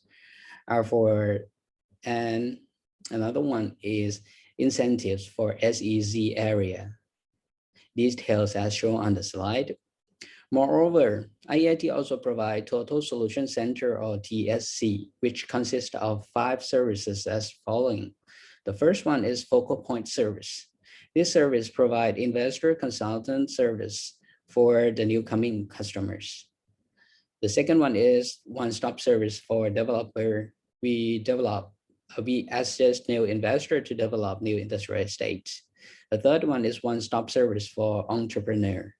We help them, new investors who want to invest in industrial estate on land use, construction permit and licensings related to operations, visas and work permits, and import and export tax exemption. The fourth one is training service. We provide tailor-made training services. The final one, the fifth one, is value-added service, which are e-permission and e-privileges, and also extend to related organizations or agencies. Next slide, please. With a close relationship with our cooperation network, we can lead the investors to success with a higher competition in the market. Next slide. The challenge that faced by rubber cities are as the following in IIT point of view. The Thai government has policy to increase natural rubber price in order to support the local farmer. The second one is IIT Rubber City industrial estates was designed and engineered to support the entire value chain of rubber industries. The third one is for the overall of the country economy has slowed down effects to the industry due to the COVID-19 situation. However, the rubber gloves for medical industry had better effect from the pandemic. The last one is during the COVID-19 pandemic would be focusing on the after sales service and more attention to customer care, or do some promotion sales for land purchase and land lease to be measured suitable this kind of situation. Next slide, please. Opportunities or strength of each rubber cities are as the following. Our rubber cities industrial estates is located in Hat Yai Songkhla provinces with full latex, which is the main material for rubber industries. The second one with our full function infrastructure and central facilities, which are designed to suit the rubber industry that require plenty of water and discharge wastewater. IIT also have Songkhla industrial estate in Sadao, which located in special economic zone that can support logistics and supply chain from rubber cities. And the last one is IIT is the state enterprise with full authority to support industrial settlement and investment promotion. Next slide. Each rubber cities complement each other by utilizing its strength assets to overcome its challenge by cooperating with rubber cities by joining IMT-GT and complement a stronger supply chain network and relationship between 3 rubber cities. Next slide. For activity that could be developed under Rubber Cities Cooperation Initiative, all participants are welcome to have a site visit at Thai Rubber Cities in order to exchange potential information to complement the 3 rubber cities. For more information, please contact Marketing and Customer Relations Division, Industrial Estate Authority of Thailand. Thank you. Thank you very much, Mr. Anapong. I think it's very comprehensive presentation as well. So we know about the strategies of Songkhla Rubber City as well, and the opportunity that given by the industrial estate to this one. So we have listened all three rubber cities here, and I see the similarity between Thailand and Malaysia. That you have identified the strategic area to focus in midstream and downstream products that you want to attract the investor to the industry, the rubber cities. And also in similarity is that the location of the rubber city itself, they are located in very strategic area that close to the resources, I mean the supply of the rubbers, latex and whatever, and also with close to the farmers. And in addition, the rubber city also have located in the area that you have the well-established infrastructure, like close to the port, and also have some soft side supported by universities, as NCER also make presentation about the nearby university that will support on the R&D for the industry, that one, and also close to skilled laborers later on. I hope this is, and also the important thing is that for Malaysia and Thailand, they share the similarity is that all two rubber cities receive the blessing from the government. That's as a strategic project for each country. That's the benefit of advantage of Kedah Rubber City and also Songkhla Rubber City. So I think this is a good reference, Panet, for Indonesia. So you can refer to the similarity of Indonesia, Malaysia and Thailand. So we hope we can work together to assist with Rubber City in Indonesia to come along with Malaysia and Thailand. I think I am sorry, Pak Firdaus, I'm behind the schedule for the next agenda. I'm not sure that we can welcome the question because I don't see any question raised from the floor. If no more question, I'm not sure that can I still ask the question or any like Pak Aziz, we will have additional words before we leave from this session. Excuse me. Like you said, Wiraya, I think we've got to learn from you. We have nothing. Like the Malaysia, they have established it in 2008. Like Thailand, look at all that. We have nothing. So we have to, we have to really recognize it that we are very slow in this because we take care of palm oil too much. To throw away the rubber, which is actually is very important for us, right? I think that there's nothing more to say. Yeah, thank you. Yep. Waria. Yes, Pak. Yes, since we have very prominent speakers now, so allow me to have one questions. Number one, thank you very much for this presentation from the three speakers just now. Is excellent. So as I noticed that what Pak Zainal from NCER and CIA proposed just now, that is very good, I guess. Areas of cooperation. Number one, what I notice here, the possible cooperation in the future is for product testing. And number two is accreditation. Number three, talent development. And number four is promotion. So this is what the NCER Pak Zainal view that the most possible collaboration can be done under the umbrella of Rubber City Corporation in IMT-GT. Now I would like to have the views from Pak Pane. Pak Pane, what is your views, Pak Pane? What is the most top priority according to you for Indonesia? Thank you. Please. Thank you. I think we have to find something then we can work together on. Like you say in product testing, yes. But our products are scattered. Indonesia is such a big country, man. It's from Istanbul to Moscow. See, Thailand, you can just, just focus on that area. Malaysia, you can focus. If we build Sumatra too far and too much, other region will be angry to us. He said, "We not only Sumatra, but we have the rubber, right? We have the reason to protect that. But maybe what we need is a know-how especially from Malaysia and from Thailand, because we have all this time we have all separated products which is never concerned by the government. The government, as you say, is only strengthening in two commodities: rice for eating and palm oil for export. That's all. Rubber, the chocolate, the coffee. The coffee, we give the seeds to Vietnam, and now Vietnam is number 2 in the world for coffee. So we cannot go on this way, We cannot go on. We have to be, like I said, we won't go. We want to go far, not fast. Far together. Yes. Thank you.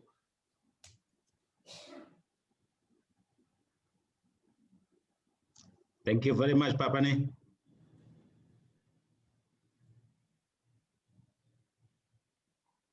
Any more question?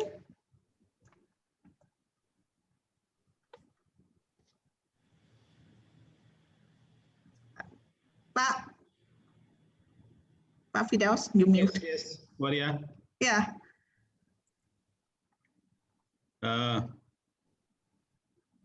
So it seems that no more question, Waria, from the floors. No. Yeah. No, Yes. may I propose one thing, gentlemen? Yes. May I explain?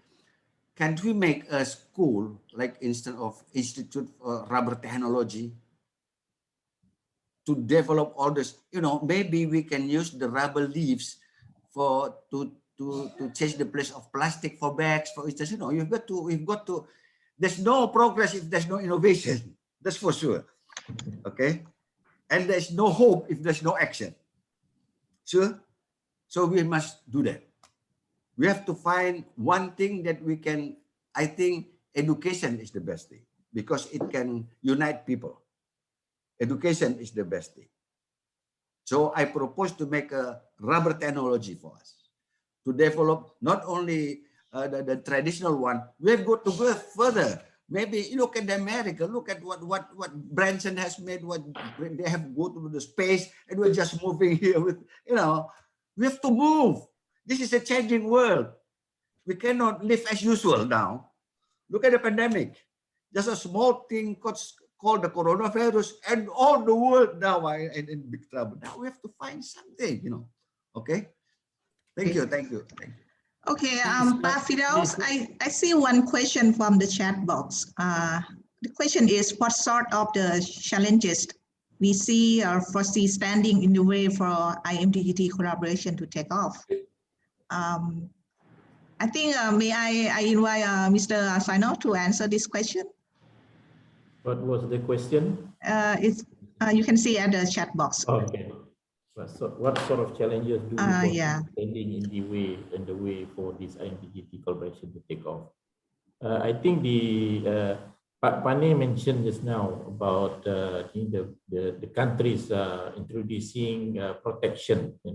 So Indonesia have their I Love Indonesian product. Some other countries are also looking into that.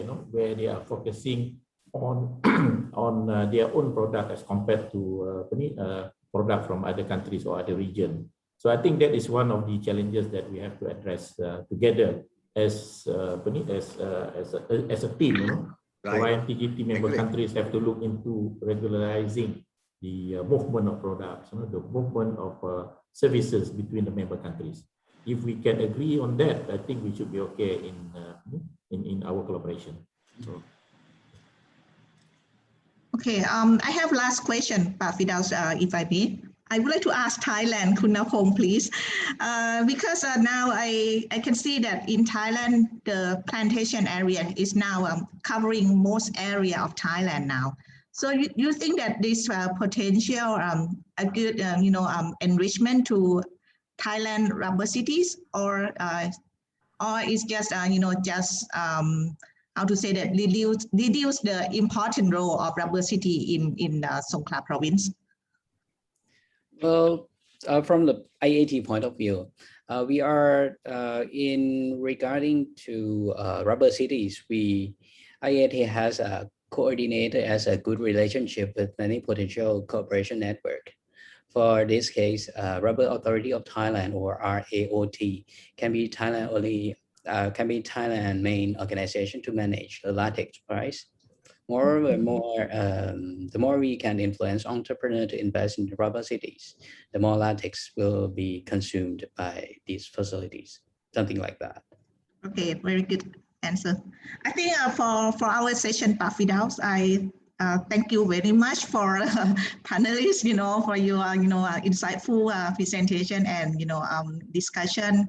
I don't have more question, and I don't want to steal the time for the next topic. So I would like to conclude my session now, and questions still can come along, and then we will collect all questions for from participants, and we will try to answer your question. And also we will take note of any suggestion from the floor, and because all the information that we gather today, we will use this as a background in formulating collaboration among three rubber city in the future. So thank you so much. Thank you, Maria. You've been very fantastic. Thank you. Thank you. I hope to see you very soon, Pak. Thank you. Thank you very much, Pak Pane, Kunapong, and Pak Zainal for your excellent presentation today, and share with us what is the development of the rubber city in respective countries. But before you leave, Pa, one thing that I just pick up one of the idea from Pak Pane just now. Maybe this is the time for us to come together to create the joint project in the three countries. I think that this is a very good point. So CIMT, Pak Pane, together with our member state PIT, later on we will discuss the issues, what we can do together in terms of this innovation or rubber technology project. So maybe we can also utilize the existing resources. And for your information, the speakers, we have also now exploring collaboration with Islamic Development Bank under the reverse linkage program, for which the experts, can one country can provide assistance to another country. So maybe we will discuss technically for this one. They provide fund, they provide also expertise on this regard. And we have also with us the ADB as well, our development partners as well. And coming up, we are in the process also India to becoming of our development partners as well. So as you mentioned just now in the presentation, India and China is one of a good market, for the rubber as well. So we will discuss later on for this one. But some addition, please, sir. Some addition, please. Why cannot we beat MIT or Indian Institute of Technology in rubber? We have to do that, sir. Yeah. Okay. Thank you. Thank you very much, Pak Pane. This is excellent, fantastic suggestion idea.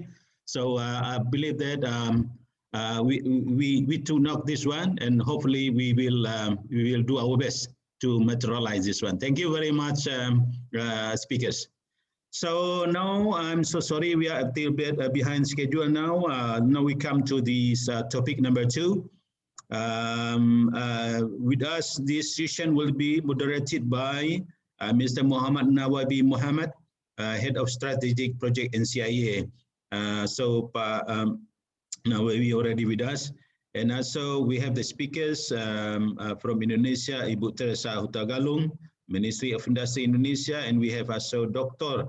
Amir Hasim Mat Yatim from Deputy Director General Malaysian Rubber Board, and also Ms. Napawan Leka Wipat, Directors of Rubber Industry Division, Rubber Authority of Thailand. But before that, as usual, let we see the screen first, the video from Malaysia. So let me take, before I hand over the floor. Yeah.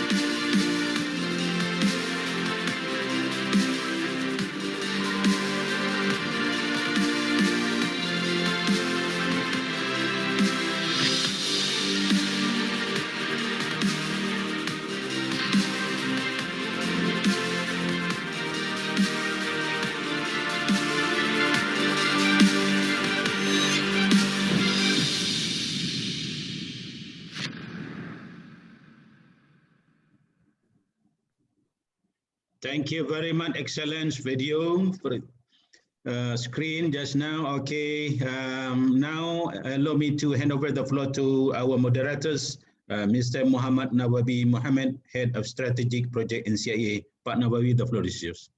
Thank you, Pak Firdaus. Assalamualaikum warahmatullahi wabarakatuh. Good morning, selamat pagi, sawadika. Pak Firdaus, Director Center of IMT-GT Sub-Regional Corporation. Ladies and gentlemen, thank you for your virtual presence today. Welcome to our second topic for today's session, policies and strategic direction in moving IMT-GT beyond the rubber productions. I'm Nawawi, your moderator for this heavy subject but exciting. Okay, today we have three distinguished panels, and it is our great pleasure to welcome Ibu Teresa Hutagalung from Ministry of Industry Indonesia, Dr. Amir Hashim Mayatin, Deputy Director General from Malaysia Rubber Board, and Kun Napawan Lakawipat, Director of Rubber Industry Division, Rubber Authority of Thailand. Okay, I can see from the screen that Ibu Teresa is ready. Ibu Teresa will be the first presenter for the topic of policy and strategies direction in moving IMT-GT beyond the rubber productions. Ibu Teresa, the floor is yours. Okay. Okay, thank you, Mr. Nawawi. Ladies and gentlemen, all the distinguished participants, thank you for your time. And first of all, allow me to present the apologies from our director, Mr. Muhammad Taufik, for he's not able to present all these presentation for today. And maybe we can start with the screen, please.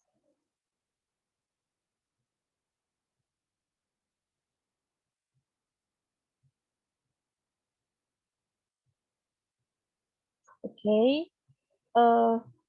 Today, from Ministry of Industry, as the head delegates of IMT-GT from Indonesia, we would like to present with the topic rubber and rubber goods industry development programs. And we are talking from the side of policy and how to enhance and how to develop all the rubber and rubber goods product. And first of all, we would like to bring up some overview. As we all know that, especially for the IMT-GT members, rubber is one of the plantation commodity that has a strategic role for our economy. And Indonesia is, as one of the natural rubber producing countries in the world, we do also have a great potential to be one of the rubber good industry in the world. And here are some data that we get from the relevant agency regarding the export and the volume and the total price of the rubber export and rubber goods. Next, please. In Indonesian perspective, this is the natural rubber absorption for rubber goods product. We all may see that tire taking most of it, and after that we have the retread tire, and also there's a footwear and other retread product.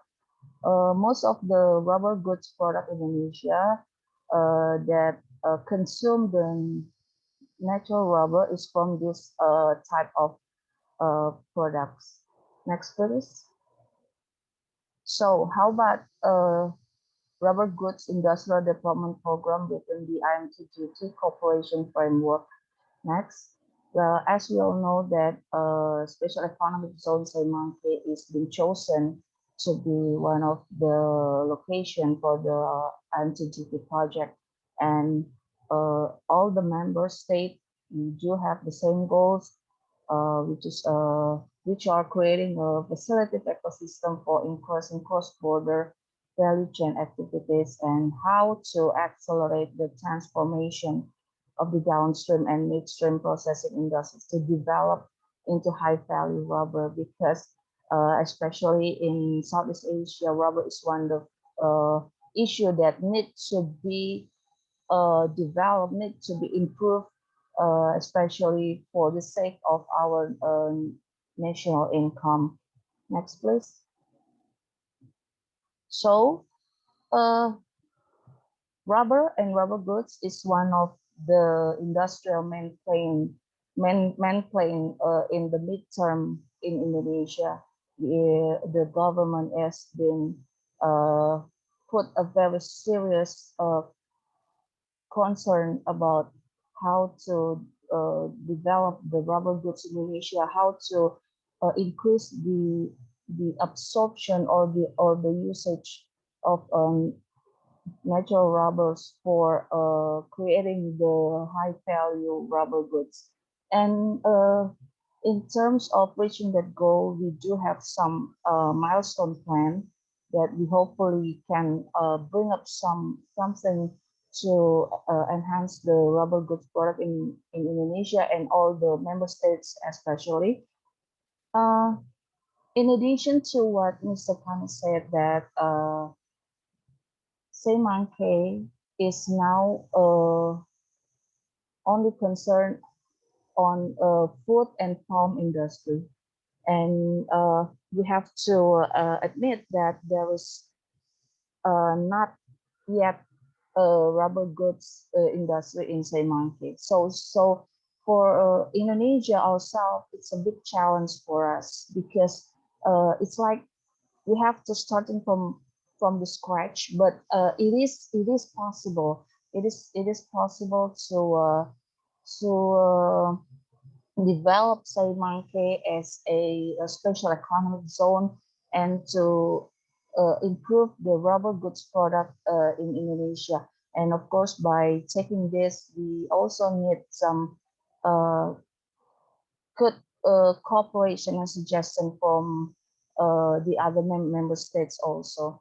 And from Indonesian perspective, for bring up the CIMT into one of the industrial zone for rubber goods, we have composed some plan. The first one is we composing what is the appropriate regulation for rubber city development. As what I said earlier, CIMT is really start from the scratch for rubber. So we have to really put a big concern and put a big cooperation between the relevant agencies in Indonesia according to setting the goals for the CIMT. And the next one, we do some identification and determine the suitable rubber goods product to be produced in CIMT. CIMT actually, it's really close to the natural rubber resources, because there are some plantation in there, and we do have our own national company that producing latex, and I think that's one of the good started to bring up CIMT into a better place for rubber industry. And after identifying and determining what the suitable rubber goods product that of course will not that will have the complement as with what other member states have, we will make some bill of material for rubber goods, because we want to make we want to make it easier for the investor to decide or to choose what to be produced in CIMT. And after that, the government will do some pilot project for the production development, and that's including the coordination of capacity building of rubber goods testing institution, because we want a very high value added rubber goods product, and so we need the very good coordination also with rubber goods testing institution. And moving on, the next step is how to develop the rubber standards product, because we our same goal is to bring up the good quality, the high quality of rubber goods product, and also by composing the rubber standards product is one of the way to reach that good quality.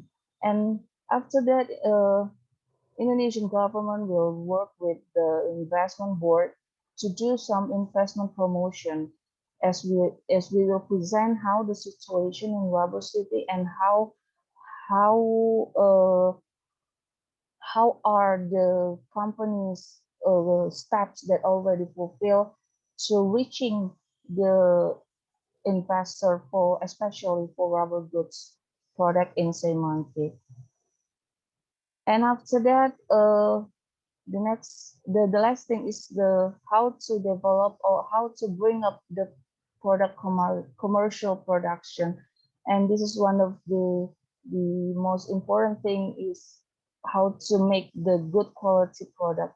And so there are some of the milestone that the government of Indonesia is already planned, and we are very hope in the good condition now in Indonesia and all the other member states, so that all the milestones can be fulfilled, can be driven to bring some good value added for the rubber goods product. Next, please. And this is the final remarks from us, because we know that Indonesia, together with Malaysia and Thailand, we are the natural rubber producing countries that, and we need to utilize the added value of natural rubber optimally. And the world massive rubber goods market is a big opportunity for us and to develop a rubber goods industry. And the world market share that growth continuously needs to be utilized by IMT domestic producer to increase the IMT national income. So one thing that from our perspective that we need to be bring up together is to set up or to harmonize our goal on this IMT-GT, because each and every member state, we do have some identical or unique situation in each and every country. And what we need to do is we have to harmonize our goals and set up all the member states so that we can achieve what we have set for the goal for IMT-GT. And I think that's all that we can present from Indonesia perspective. Next slide, please. Terima kasih. Have a good day, everyone. Thank you, Ibu Teresa. It's a very informative and very good presentation. What I can say is that to summarize your presentation is that to support the rubber industry, apart from the clear regulations, it's very important to have a very good ecosystem along the value chain. Thank you very much, Ibu Teresa. For those who have questions, you can post in the chat column, and then maybe we can come back later for the panelists to give the opportunity to the panelists to prepare themselves and to give a proper answer. Okay, now we will move to Dr. Amir. Okay. Just a little bit background on Dr. Amir. Started his career in R&D with University Pertanian Malaysia, and then joined Rubber Research Institute of Malaysia, focusing in the areas of latex product technology. Dr. Amir received his doctorate from University of North London in 1998. Okay, apart from actively involved with publication, Dr. Amir also gave lectures in the field of latex science and technology. Okay, Dr. Amir is one of the key strategies leaders in MRB, involved actively in Malaysia national key economic areas on economic transformation programs for rubber. He's a fellow of the Academic Science Malaysia. It is an honor to have you here, sir. Dr. Amir, the floor is yours. Please.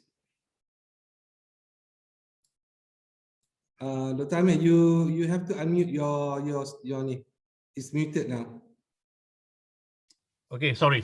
Okay. Okay. All right, thank you, Cik Nawawi. And first of all, I'd like to thank the chairman of our IMT today, Pak Firdaus is here, and also all head of delegation and the ladies and gentlemen. So it's an honor that, you asked MRB to come forward to just maybe present, few slides just to, introduce ourselves and also why we are here in IMT-GT. If you look into the, the map that Cik Asri,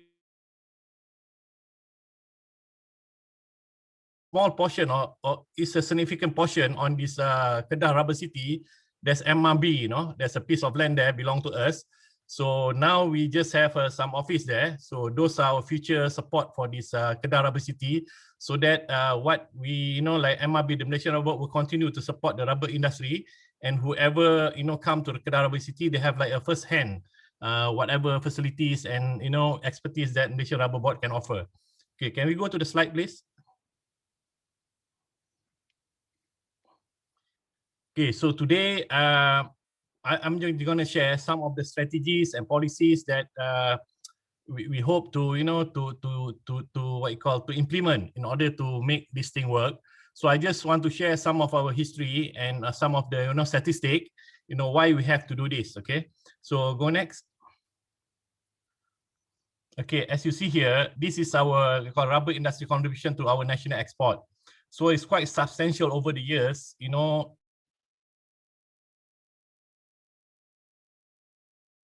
We are moving quite steadily, So in 2015, even if you go back to maybe 1980s, we are around 4 billion, sort of industry.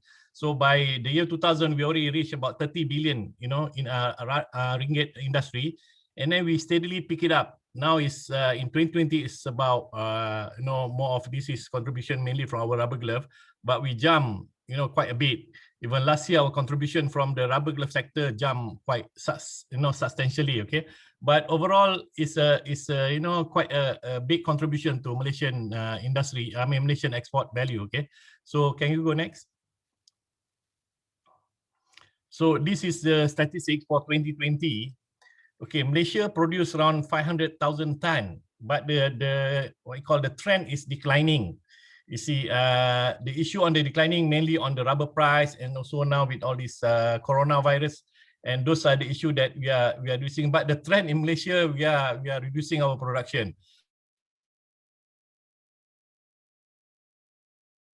If you are, we keep on, looking at this trend from number 1 many years ago, then we went to 3rd for quite a while, and then steadily we are going down. See? But in terms of hectareage, we still have the hectareage. But our issue is only the production, mainly on the price and also competition from other industry commodities such as palm oil. So, but when you look at the consumption, now Malaysia is becoming a net consumption. Now we consume quite a bit of rubber. So the one that we produce, not that we consume, we do import the rubber too. See? So that is another trend that becoming over the last 5-10 years. Malaysia are importing latex and rubber from Thailand, from Vietnam, from Ivory Coast. Those are we are become like a net user. So because of that, it is good that when we have Kedah Rubber City, so these 3 countries can come together, where those rubber produced by the farmers in Thailand or in Indonesia can be capitalized for the industry in Malaysia together. So then we can have a location. We are better at trading, because we are some sort of in the middle. So maybe we can become a hub for the rubber industry between these 3 countries. Certain value that we can have in terms of like training, maybe some R&D, things like that. Okay, so that's why our import is quite high, and then we do export. Okay, so our export are mainly our rubber glove and also our raw rubber. I think this is raw rubber. Yeah, rubber. This is the what I call the rubber that we import. We add value and we export it back. Okay, so that's why our export is a little bit high. Considering our production is about half of it. Okay, next. Okay, these are our market. Okay, so we have China. Okay, US is a big market. Germany is a big market. So okay, I won't go into this, but as you see, you see on the right there, down there. Rubber glove is, Malaysia main product. Tire, we are very small. I think Indonesia is quite big on tire. So now our because good because we tend to get a lot of value from our export, but we are putting all our egg in one basket. See, so we have to look into other product that can balance this. Okay, so next. Okay, this is a Malaysian export of rubber product. Okay, just look at the trend, no? The arrow, the red and the green arrow. Okay, tire, we are going down a little bit, so the company are still around, but with this COVID-19 lockdown, I think we are slowing down. Inner tube, we are losing to China in terms of the market. So we are trying to revive back the industry, but the competition is quite stiff from product from China, so we have to look into it. Footwear also similar. So some of our manufacturer already left Malaysia, goes to country like Vietnam or other countries. So we are going on a downward trend. Latex product, this is increasing because our what we call glove manufacturer boys are very stable in Malaysia. They are very. We tend to go high on this, but also a challenge because when you are number one, there's always a challenge to sustain at number one. So that is a big challenge for our rubber, rubber glove. And then RRG, industrial rubber good, also down. And then also the general rubber good is also down. So as far as we are looking at this trend, all rubber products are going down except for gloves. So for Kedah Rubber City is timely that we work with the Kedah to bring in investor, to bring in people to produce a product other than this latex. So that is part of the strategy in our Kedah Rubber City. And okay, next. Okay, so now I'm just now on like the Malaysia as a whole, but now on the Malaysian Rubber Board.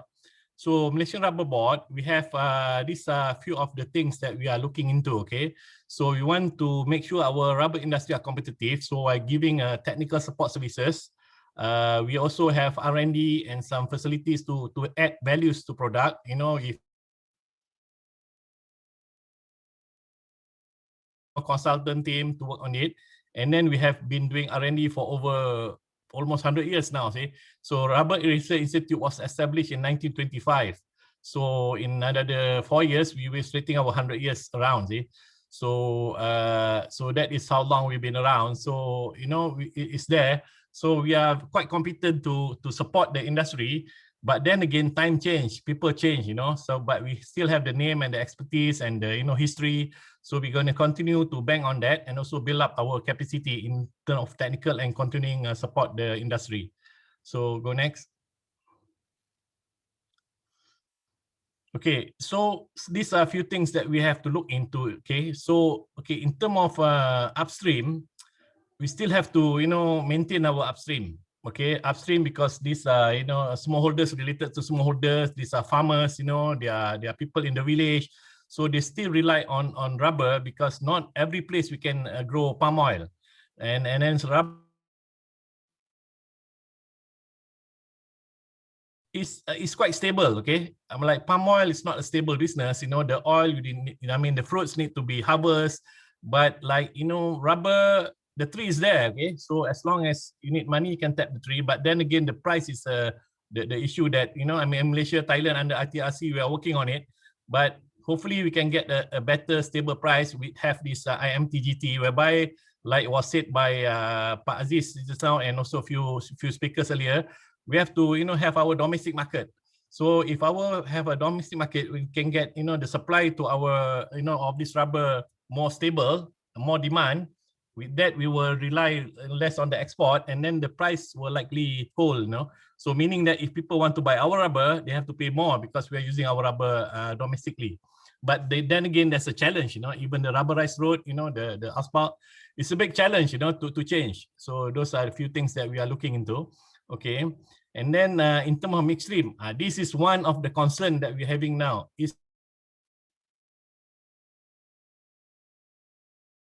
We've been around since what, 60s, 70s, where Malaysia was big in SMR, but there's not much change in the midstream processing, even in Thailand, Malaysia, or Indonesia.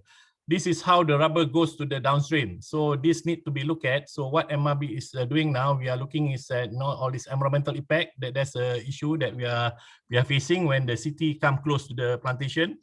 and then also on technology such as IR 4.0, you know, try to make like, you know, using automation to clean the latex concentrate, you know. So those, but then again, it's a challenge for this midstream because even in our government itself, they don't really recognize them, you know, because they are in the middle, okay. So the upstream, they get support from the agriculture side. The downstream, they get from the, you know, from the industry side, but midstream, they tend to have issues here. So that's why now for Malaysian Rubber, we have the Malaysian Rubber Council. So it used to be Malaysian Rubber Export Council. So now the government decided that it become Malaysian Rubber Council to look some of the need of this midstream. So we are dying, you know, this midstream because we use you know, from the processing and also with the pricing, you know, those are a few things that we are looking at to revive back this midstream industry. Okay, next. Okay, so these are some of the innovation that we are looking into. Okay, they are product in this sector. So I mean, MRB do have the product, you know, we do have the technology, but then, you know, when individual come to us, we can support this, right? So these are some of the support that we will have in this Kedah Rubber City. On special rubber, we've been looking at it for a very long time. We have all this advanced material, bio-based compound, green technology, and product chemical testing. So these 5 sort of what we call areas are areas within our expertise. So with MRB, Malaysian Rubber Board, we do have our lab in England, Tun Abdul Razak Research Center, which are supporting us too. So there are talks that we might be bringing our research center back here, you know, and then complement with the one in the UK. So with that, we have some Rubber City, you know, under the IMT-GT. Okay, next. Okay, so these are some of the product that we have. All right. So my internet not stable now. All right. So I'm just putting title here, but under each title we do have some program and project under Malaysian Rubber Board. So so any industry that come into the what you call into Kedah Rubber City, you know, we can support in all these areas. Okay. So next. Okay, this is a program that we have in MRB. So because of the pandemic, we slowed down. I think for 2 years already, we haven't been doing much on this. So this is a program whereby we go to the factory and show how to improve their processing.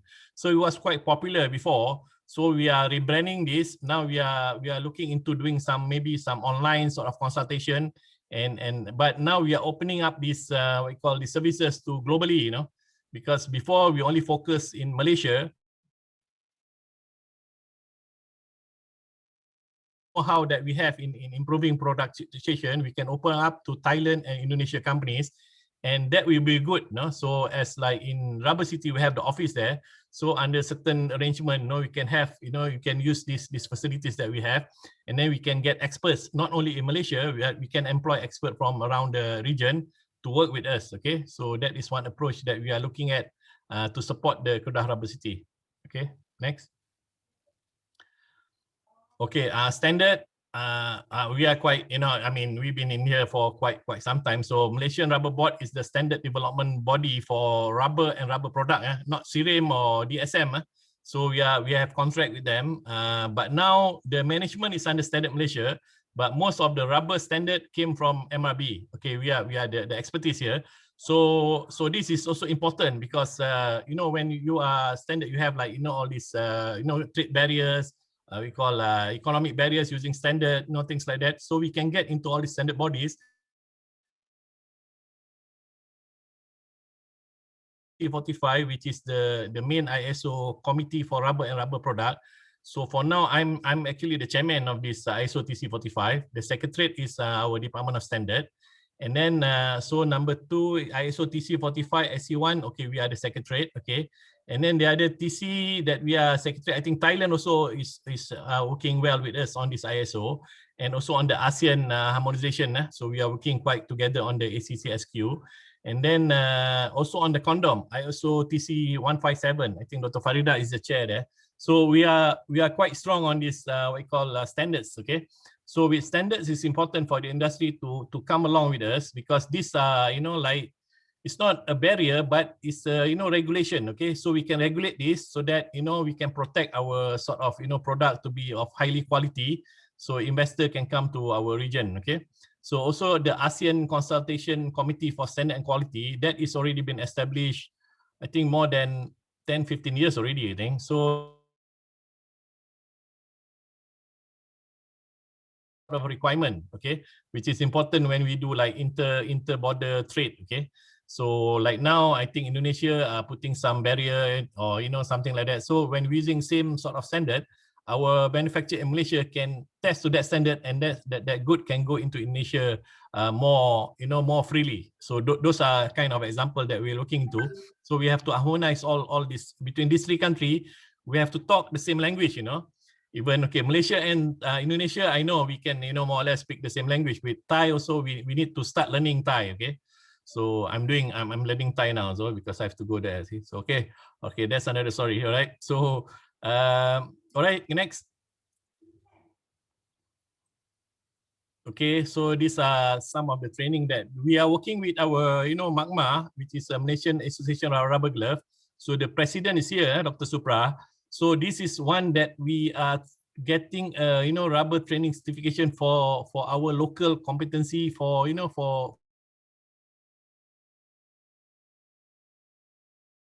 the workers, just not like just the normal workers, but the whole system, meaning that from whatever, from operators to supervisors to maybe the chemists, things like that. So we will have a program whereby we give them certificates of our competence. You see, the issue that we have with our industry, like was tadi Pak Aziz was mentioning about India. So India was doing well in creating human resource to support their rubber industry, but within our three countries we are not doing as well, because most of our what we call graduates and things come from universities, and university are not giving emphasis on certain group of workers. Okay, so maybe the manager, upward supervisor above, who have degree, we train them quite well, but when come to the the hands, the people who really know the technical, the technology part, our vocational what we call setup in Malaysia are not well in training people for the rubber industry. So even now tappers, even tappers also, MRB is training some tappers with RISDA, but again,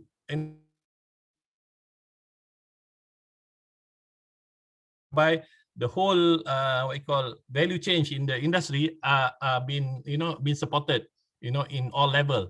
So this one we have started with the Malaysian rubber glove. So we are thinking we are putting one for the dry rubber too, and also with the upstream. So these are the areas that some of us, but this is already going on with what we call our association.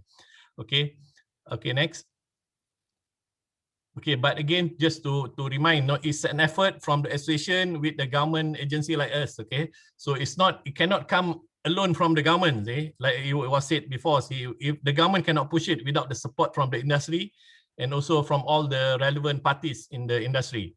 Okay, so this is we've been established this, we are running it. Okay, so again, we like to introduce this globally, now with our, this testing center we have in Sungai Buloh, also we have somewhere in Kedah, but then again, we are just satisfying our local industry. So we are looking that when we join,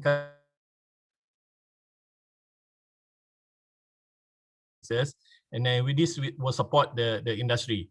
The advantage that we have, we've been doing this quite a long time. Okay, so we can share.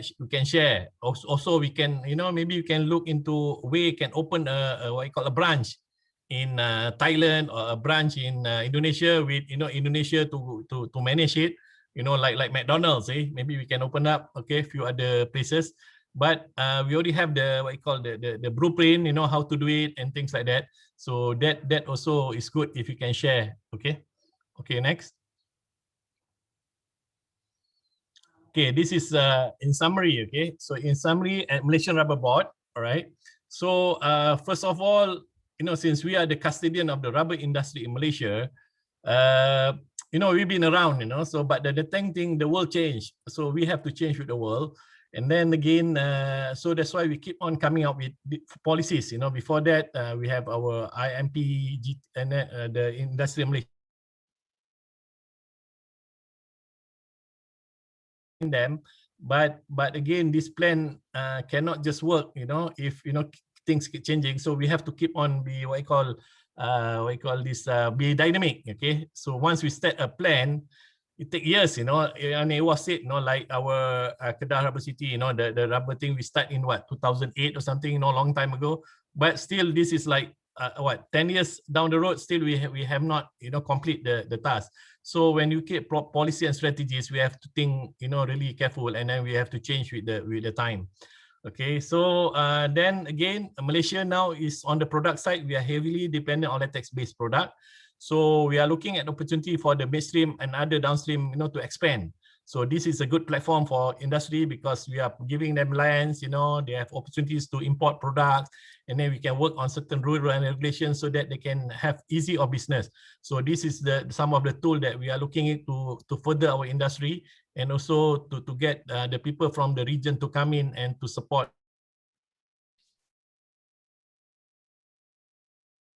And I hope success for them. I mean, there's up and downs, but again, we have to, we have to accommodate them and learn how to live with it and move on, and then be wary of our competitors. Like was said, China is a big competitors, although they are our customer. And then Vietnam, we know how they are. So I'm quite agree with Pak Aziz, Pading tadi. I think maybe we have to come back to the 5 countries lah. But then again, that is off record. Okay, so it's easier to do business lah with people who are more difficult with this. Okay, so next, I think that's all. Okay, so I'd like to thank all of you for listening. We are around, so if you need any help or something, can email to us and we can see how we can do. But on this NCER, what I call IMT-GT, we are very working close with what I call Cik Asri and team. So we will support them under the NCER, KRC, NCIA sort of program under the government. Okay, thank you. Thank you, Dr. Ami. Very good and comprehensive presentation indeed. Now we welcome our third speaker, Dr. Napawan Lekawipat. For information, Dr. Napawan obtained her bachelor's and master's from Chiang Mai University and her doctorate from Kasetsart University. Okay, Dr. Napawan is currently the Director of Rubber Technology Research and Development Division of Rubber Authority of Thailand. So today, Dr. Napawan topic with us is on the exchange view and to enhance utilization of rubber products and more domestic. Okay, Dr. Napawan, the floor is yours. Thank you. Please, Dr. Napawan, you are muted. Okay. Thank you. Thank you, Mr. Muhammad Nawawi. Ladies and distinguished delegates, ladies and gentlemen, I would like to apologize about the changing topics, made the moderator confused. Yes, at first I confused about the topic, so that's why I share my slide. Right. So today I would like to thank, first of all, I would like to thank the IMT-GT and the head of our delegate country that led a good opportunity for me to exchange view and present about the policies and the strategic direction in the moving IMT-GT beyond the rubber production. And this is the correct of the topic.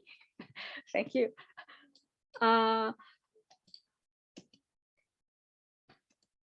So as you know, the rubber is the important economic crop in the Southeast Asia, especially in Thailand. The rubber is the significant economic crop. The economic crop related with more than 6 million people. This include smallholders, rubber tappers, private companies, and rubber cooperative and other related stakeholders. And also estimate around 1 million of the household.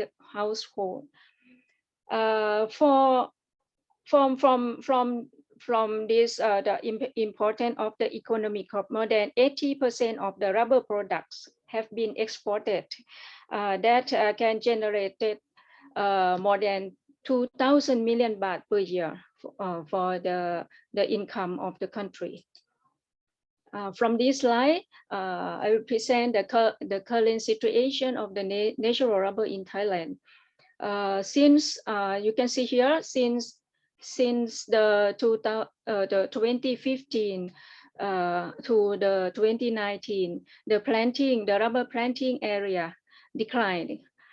From you can see here, from 2015, the rubber planting area in Thailand around 3.7 million hectares and declined to 3.67 million hectares in 2016 to 3.63 million hectares in 2017, and also in 2019 the rubber plantation around 3.55 million hectares.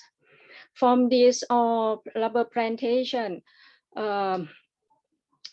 finally in this planting area, around 92% of this plantation, they are already tapped, and average yield about around 240 kilogram per rice or 1,500 kilogram per hectares. And but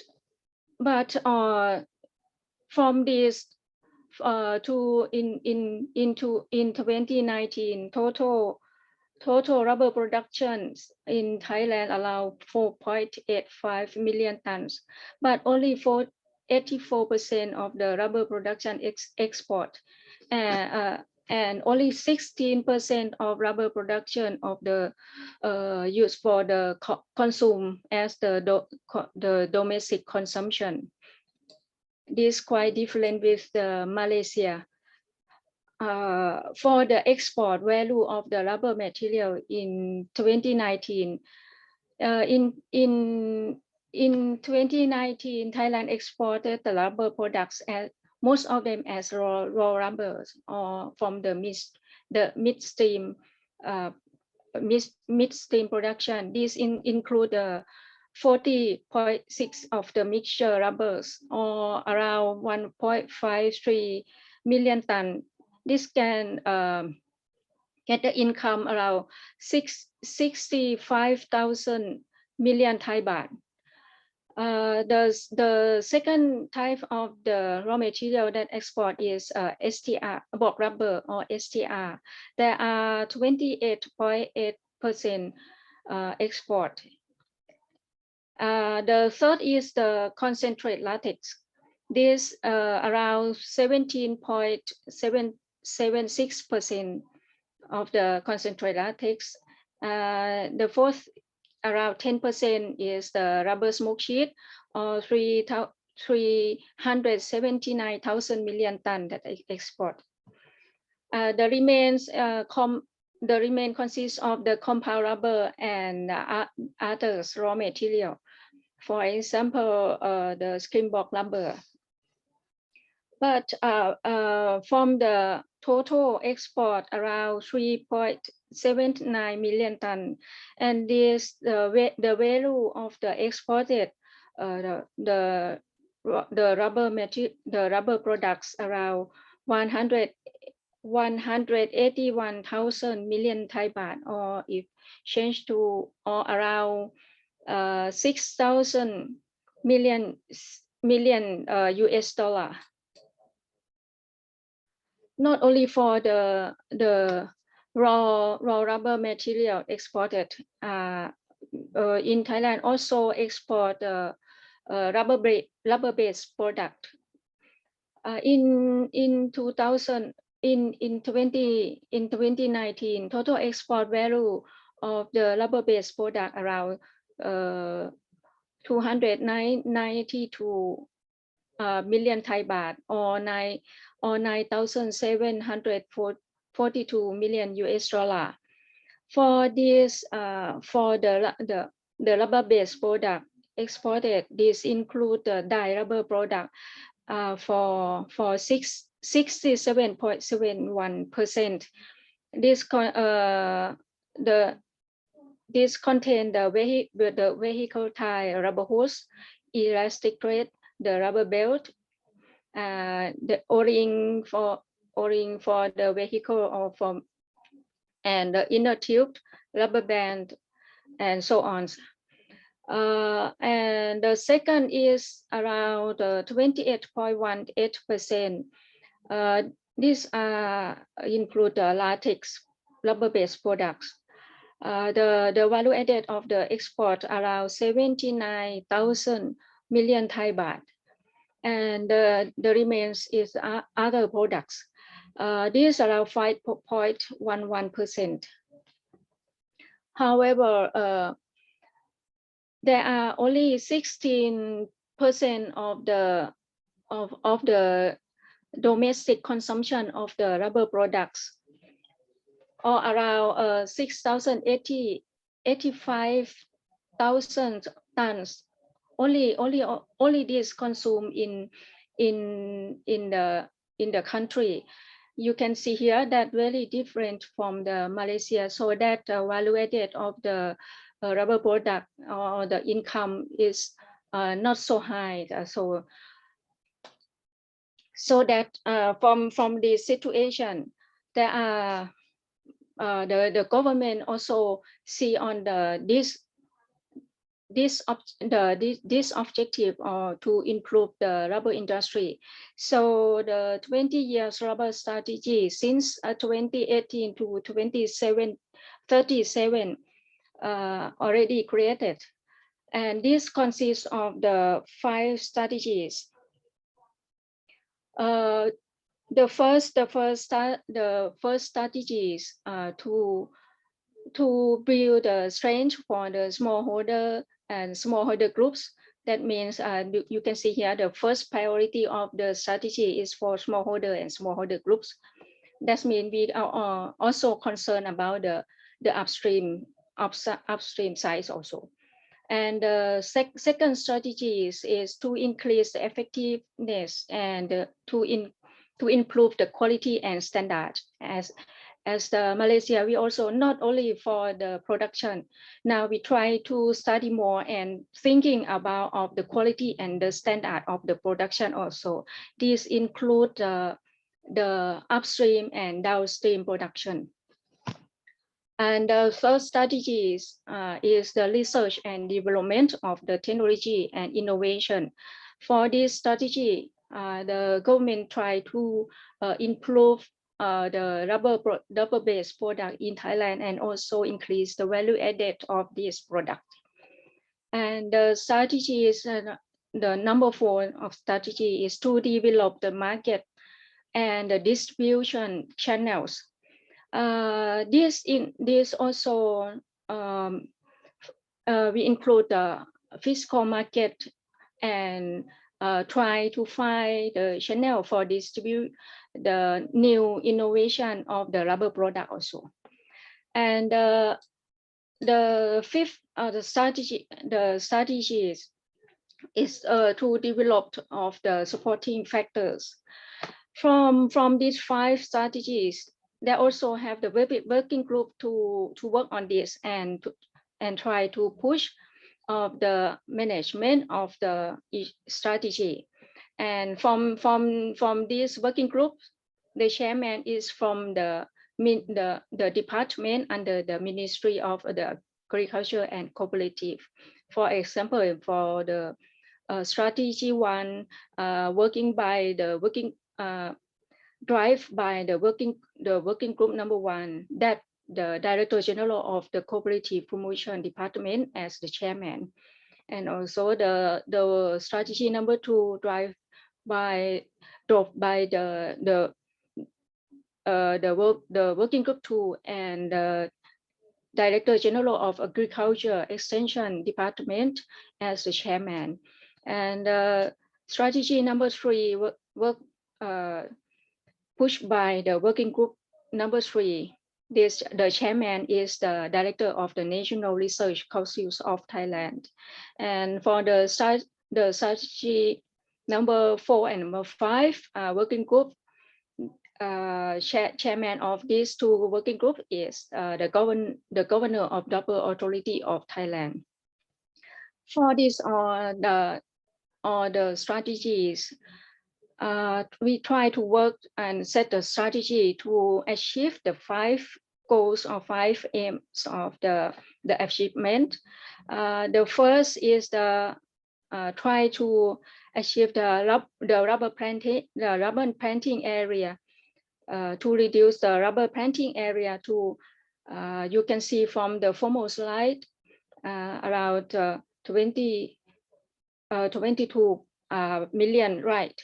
And so try to decrease to 18.4 million rice, or around 2.9 million hectares.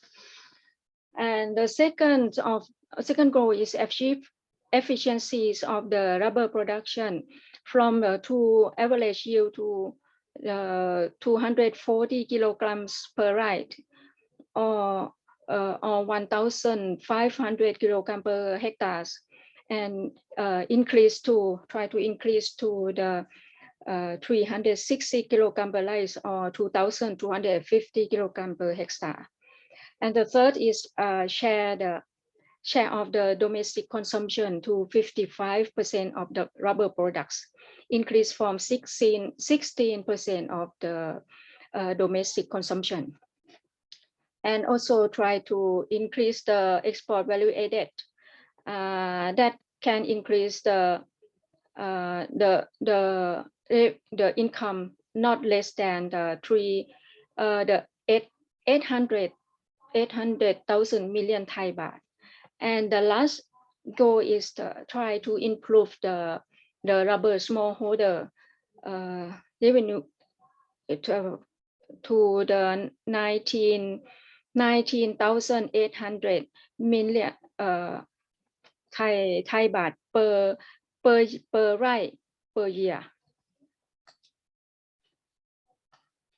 So not only for the 20-year strategies, according to the many circumstances to affect to the rubber price and the rubber situation in the country. So the Ministry of Agriculture and Cooperative encourage 6 measures to rubber informed targets to increase revenue, to focus on the investment in processing, create new rubber products, expand the rubber city project, set up the rubber market, the name as a CIMT, and reduce at least 2 million rice per or rubber planting area. And also to increase the rubber domestic consumption. For these 6 measures, the follow-up and proposed measure to solve the problem and maintain price stability of the rubber committee. I would like to show about the 6 measures of the first rubber reform in response to the new normal post the impact of the COVID-19. The first measure is the market and price measures. For this measure to try to measure to study for the conclusion of the fiscal forward market of the rubber establishment that we call CIMT market, which is a hybrid market between the spot market and future market, and operated under the cooperation among the Rubber Authority of Thailand, Ministry of Agriculture, Ministry of Commerce, and Krung Thai Bank, and also with the Exim Bank. And the second measure is the supply side management measure. This is very important to make the stability of the rubber price. So the target of the reduction of planting area is to 2 million rice of the rubber plantation area by reducing rubber production at the silo.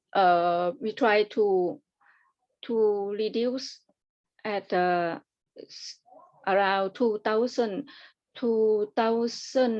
rice per year for 10 years to create a balance between the demand and supply.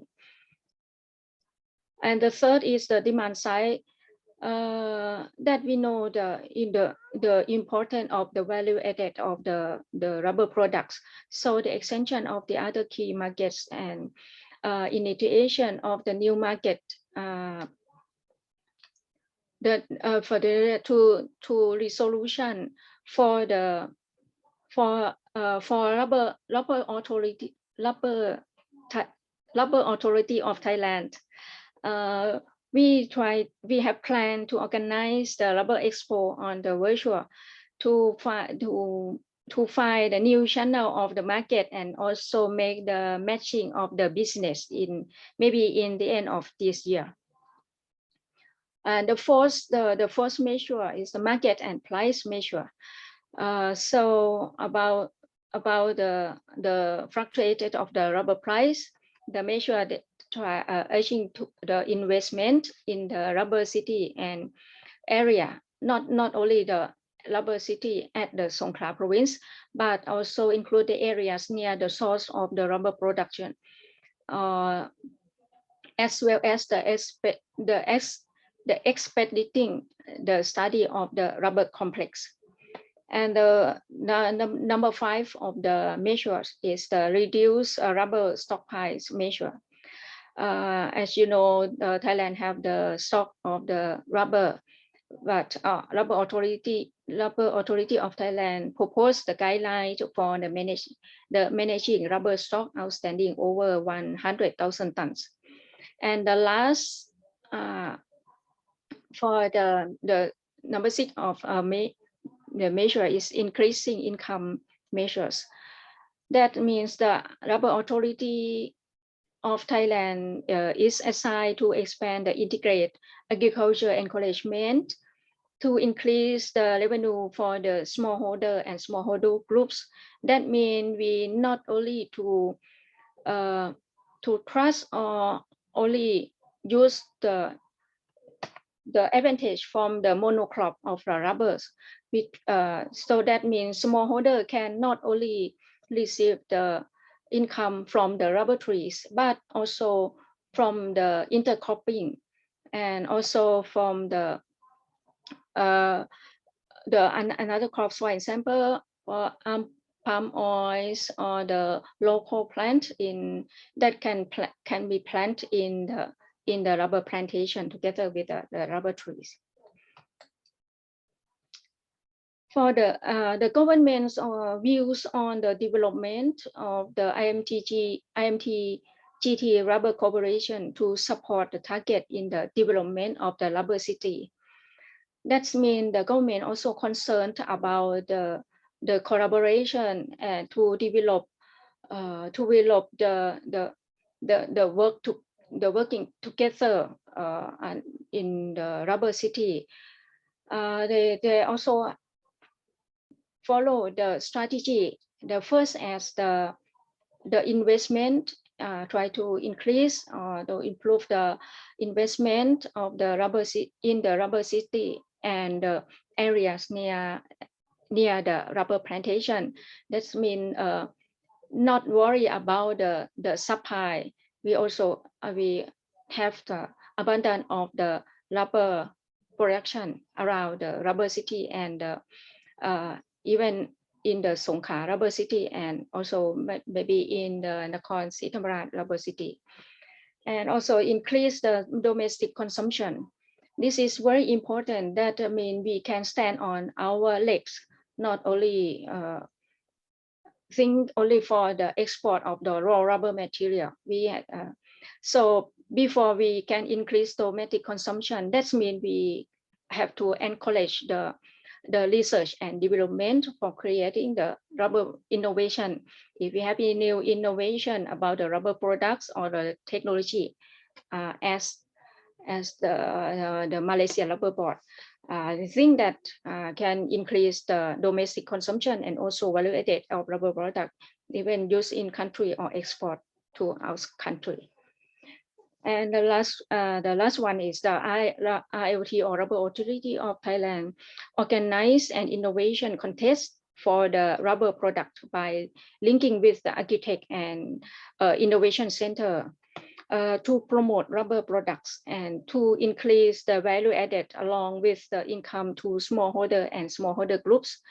This means we know that we not progress in the new technology and innovation about the rubber products or downstream, and also we have a lot of smallholder to concern about their livelihood. So we try to improve and collaboration together with the smallholder and try to transfer of technology of the transformation to the smallholder. That means they can make the rubber products by themselves, even not high technology products, but that means they can consume the rubber products of their plant from their plantation by themselves. I think this can be help. We can work together with the smallholder and the private company to improve the rubber industry in Thailand and for the stability of the rubber price and also for the sustainable. This for my presentation for today's, and we hope we can work together even in Thailand and also between the IMT-GT country to improve the rubber industry and rubber production together. Thank you for your kind attention. Thank you, Dr. Napawan. I have learned a lot from your paper. Very comprehensive. Okay, from what I can gather is that there is 6 measures that has been outlined by Ministry of Agriculture and Cooperative, which is increased revenue, focusing on investment, innovation for new products, duplication of rubber city to other areas, setting up Thai-Com rubber market, reduce plantation area to ensure sustainability of demand and supply, and increase rubber domestic consumption. Pak Firdaus, I know that we are basically having a time constraint, but is it okay that we accept one question for our panels? Yes, please, Pak. Okay, I can see here from the chat column, there is one question that is from Kapkindo. Okay, here the question is that how to harmonize the rubber city targets and goal in relation to the ultimate goals of IMT-GT to encourage complementary each others instead of compete each others. Is respective countries need to make specialization on the rubber product developed in rubber city based on comparative and competitive advantage of the country. Basically, is asking for opinions or views. Perhaps 1 minute or 2 minutes. Maybe we start with Kun Napawan first. Thank you, thank you. I think, in fact, from the overview, because of we are the producing countries, so and we also have higher of the rubber productions, and especially for Indonesia, Thailand, and Vietnam's producing country, and most of these countries export the rubber production as raw materials. So and our target is the rubber products company in overseas that has the high technology to transform the rubber the raw rubber material to the rubber products as high value. So that meant from the overview, thinking that we are compete together because of this, and because we have to export and earn the money to our country.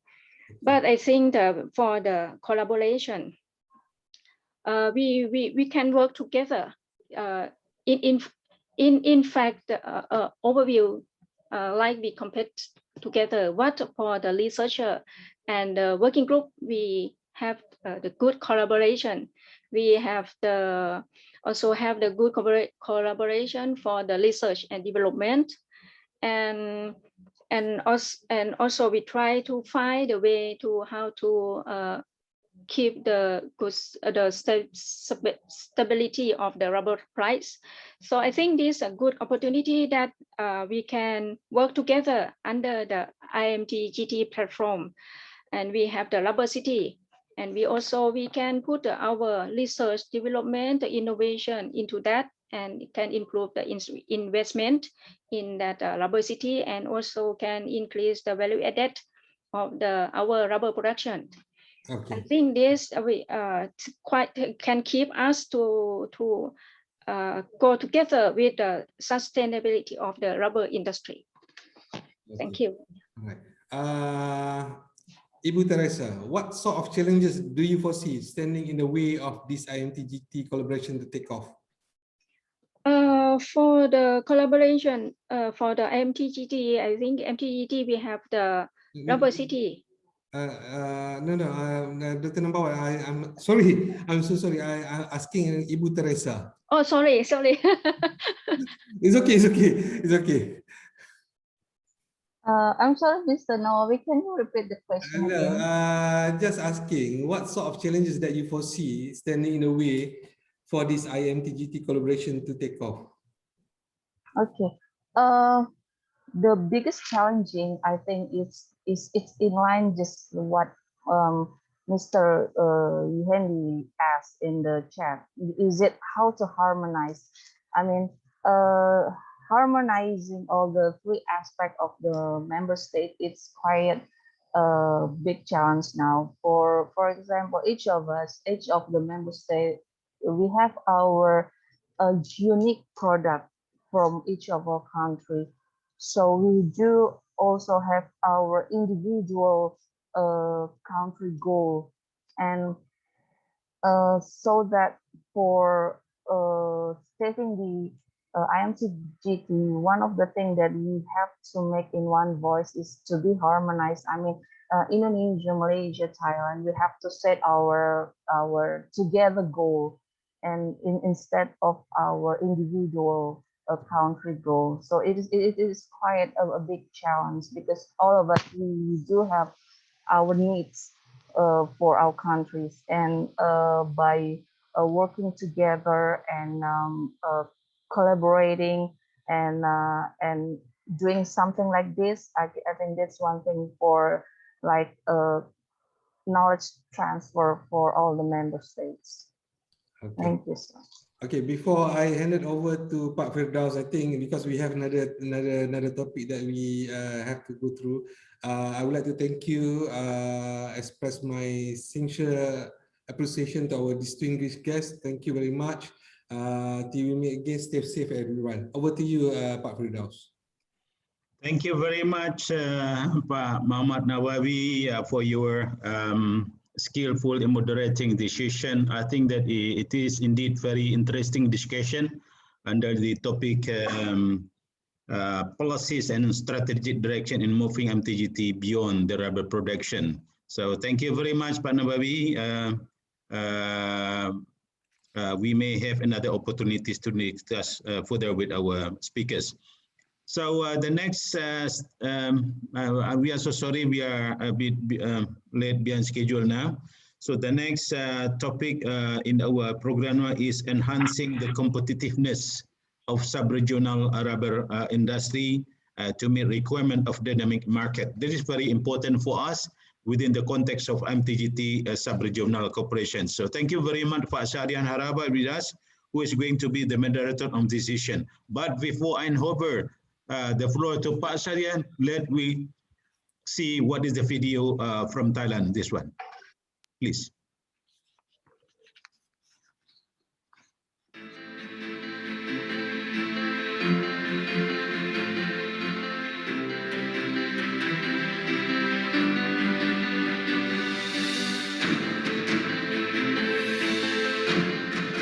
Rubber, from nature's treasure to the process of transformation into a wide variety of quality products, leads to revival of the quality of life of workforce of both the agricultural and manufacturing sectors, and is also the major driving force for the country's industrial and economic sustainable development.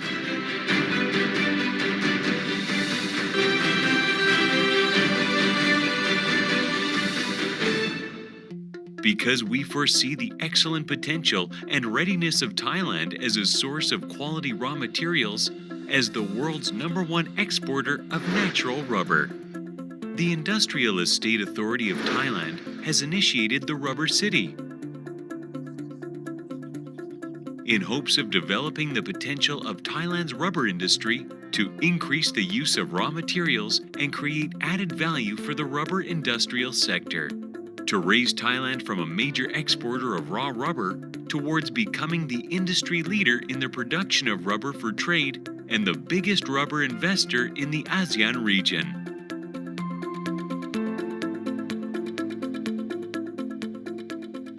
The Rubber City Industrial Estate is situated in the IEAT's Southern Region Industrial Estate in Hat Yai District, Songkhla Province, south of Thailand. It is a most strategic area for investment, trade, education, and transportation.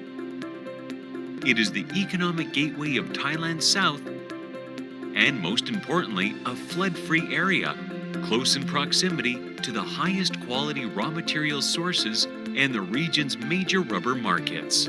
The Songkhla Rubber City is an industrial estate in the form of an industrial cluster with a focus on the complete cycle of rubber processing, from the midstream rubber production industry to the downstream, such as the latex mattress, gloves, condom, flooring materials. Spanning an area of 195 hectares, its layout has been designed to accommodate multiple zones, allocated to each stage of the full spectrum of industrial rubber processing operations, along with a landscape that is consistent and harmonious with nature and the surrounding environment under the concept of eco-industrial town. Within the Rubber City Industrial Estate, the infrastructure and utility systems have been provided with the international standard so as to accommodate all of the manufacturing sector's full potential. Moreover, investors shall be granted with IEAT and BOI privilege as well as a comprehensive one-stop services.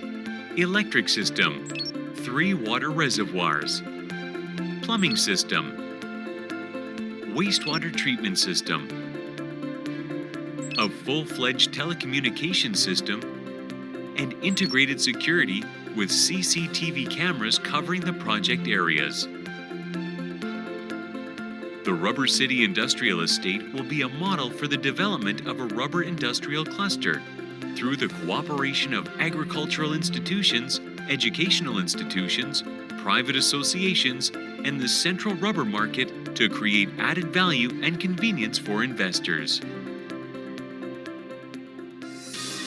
Today, the Rubber City Industrial Estate stands ready with its significant doors of opportunity open to investments and benefits in all areas. With potential to fully accommodate all types and scales of rubber processing, with strong determination to drive Thailand forward to be a quality regional hub of the rubber processing industry toward huge economic growth and a sustainable future.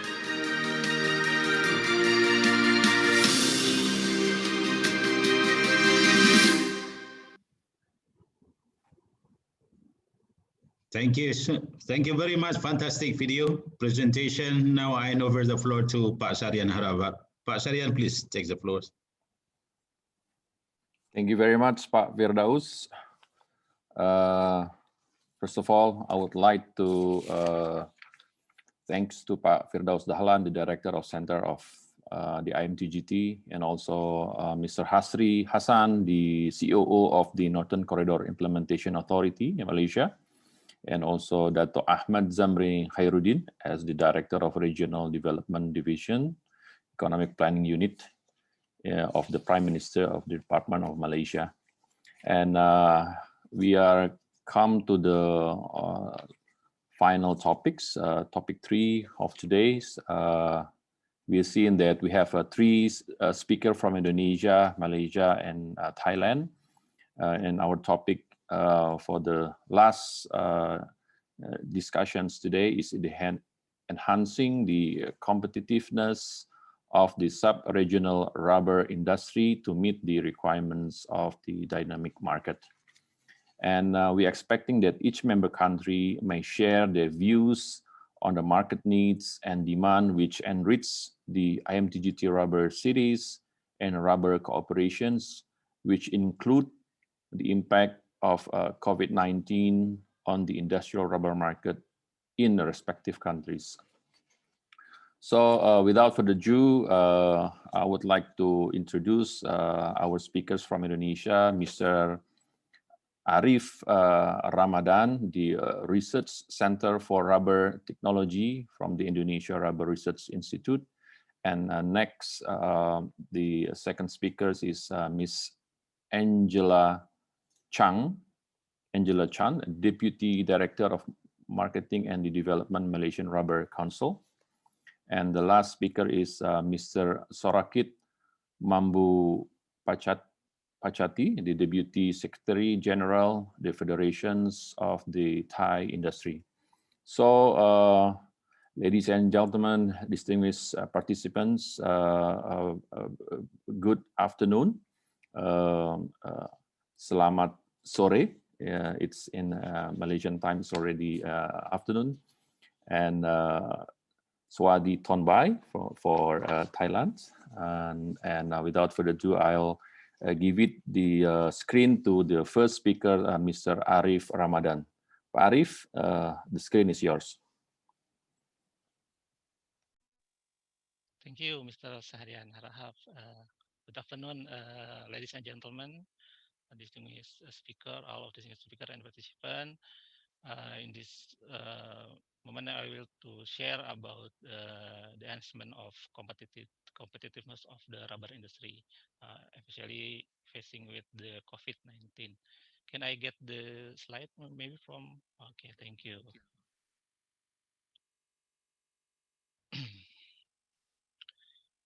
Okay, next slide maybe. Next slide. Okay, I want to show the performance of Indonesian rubber industry for the first slide. Indonesia have average domestic foreign consumption about 80%, 18% from total production, especially in 2020. And then we get from the industry, we can see that the tire industry is about 42%, and then retread tire industry is 25%, and then footwear industry 50%, and other rubber goods industry is 20%. We can see that the tire industry is still dominant in Indonesia, but the glove industry from the latex good industry is starting to grow. Okay, next. Now, we can see about the COVID-19 as global pandemic. We can see in the left side is a potential loser about because of COVID-19, and then in the right side is a potential winner about COVID-19. In the left side, we can see the three main sector of rubber industry is maybe become a potential loser. Yes, the automotive, construction, real estate, and manufacturing. Automotive is from tire and automotive parts, and the contribution is rubber bearing, kemudian rubber bearing, and then seismic bearing, bridge bearing, dog fender. Is the top three main sector of rubber industry is maybe can become a potential loser due to the COVID-19. But we can get the hope from the right side is medical supply and service. We can this is become a new promising sector of rubber industry and the medical supply and service. Okay, next.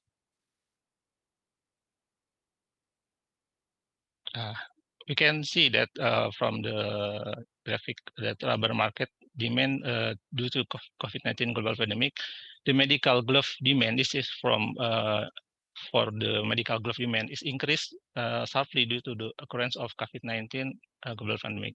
Not only for COVID-19, for the SARS virus, H1N1 virus, MERS virus, Ebola virus, is increasing the demand of the medical glove.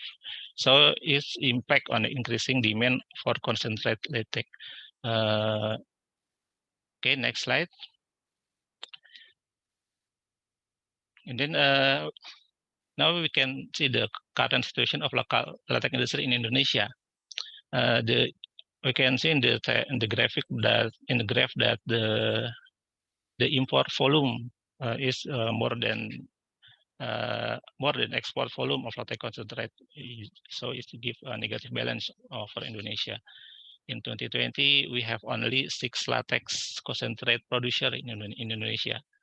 But we know this is because it's the promising industry. Some rubber estate companies interest to invest the developing of new latex concentrate factory. They want to develop and build the new latex concentrate factory.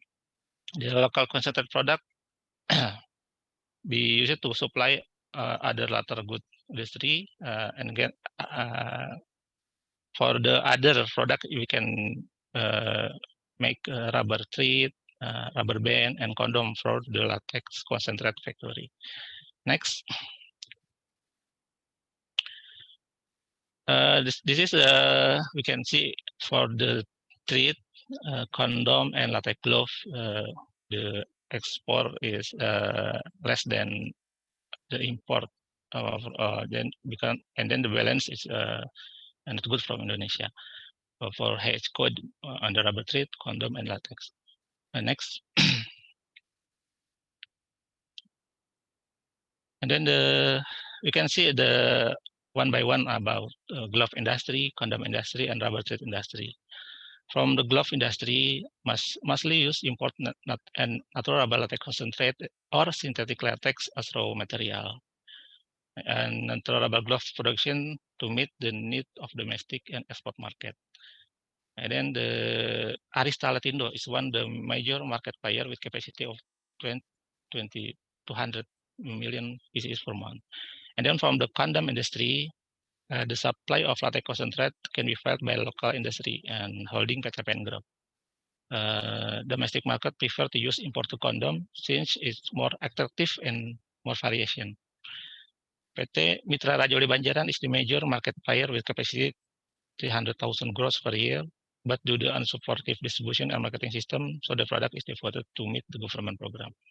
And then the last rubber thread industry, a lack of latex supply because it compete with other latex industry like glove and condom. Meanwhile, the high demand of rubber thread do the wide use in many aspects, food and fashion. PT Cilatex Sidograha Alam and PT Swasti Parama Mulia are the only producer of rubber thread in Indonesia. Next slide.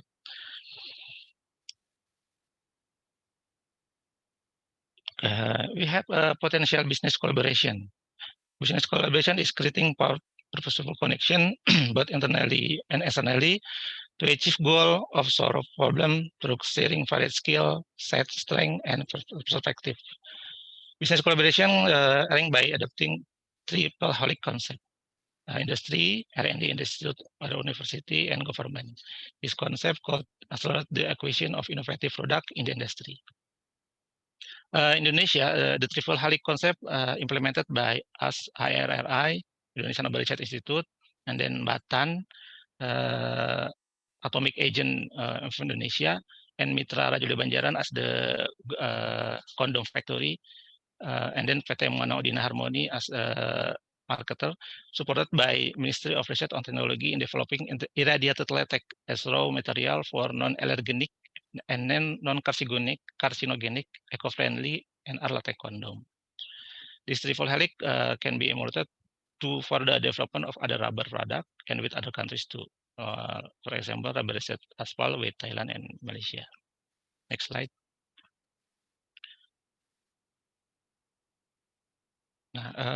We need innovation of research and development to improve competitiveness. For as example, we can see about latex glove is excellent fit and comfort, have high stencil, high elasticity, low modulus, and excellent memory properties of NR, and high tactile sensitivity and excellent barrier property. But for some hypersensitive individu, NR latex glove can cause allergy, protein allergy. Then it can be overcome by using irradiated natural rubber latex. We have benefit of irradiated natural rubber latex. Number one is faster processing.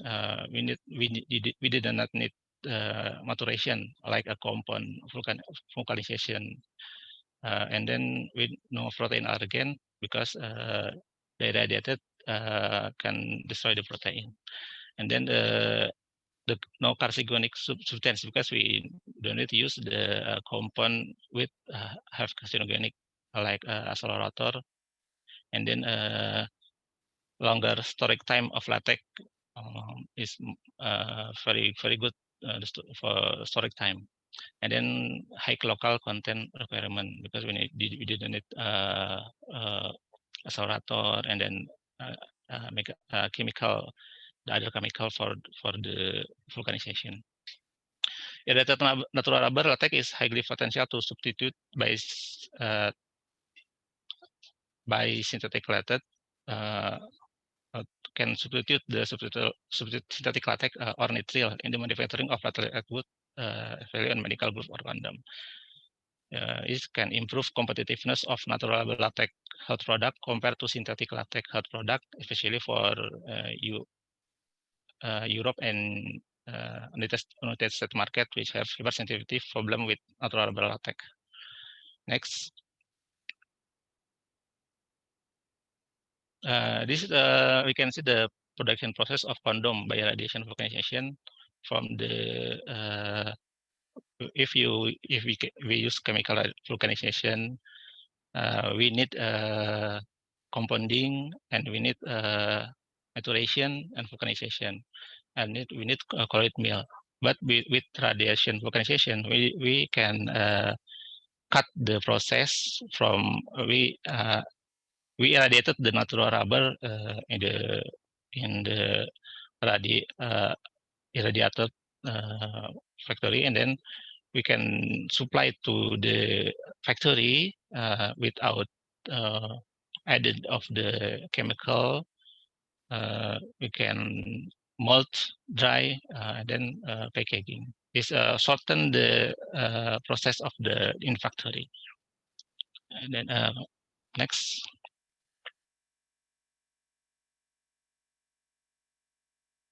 This is a projection of another future market of rubber industry from Indonesia, and the first one is rubber goods for defense. We make a rocket component to replace metal component in a rocket, and then rubber good for household, dimethyl ether stove to change the LPG stove, and two rubber component like seal, membrane, etc. And then we can use it to rubber good for health, like radiation shield for X-ray examination for nuclear power plant. And then we use the rubber too for the asphalt additive, rubberized asphalt based on performance grade value for roll toll. Next. Okay, thank you for the attention. Good morning, good afternoon. Assalamualaikum warahmatullahi wabarakatuh. Thank you very much, Pak Arif Ramadan, for the presentations. Then I would like to inform to the distinguished participants, ladies and gentlemen, if you have any questions to the all speakers for this topic, you can also put your question in the share screen. So later on, I will read the questions to the distinguished speakers. So without further ado, I would like to come to Ms. Angela Chan, the Deputy Director of Marketing and Development, Malaysian Rubber Councils, to deliver the presentations. The screen is yours.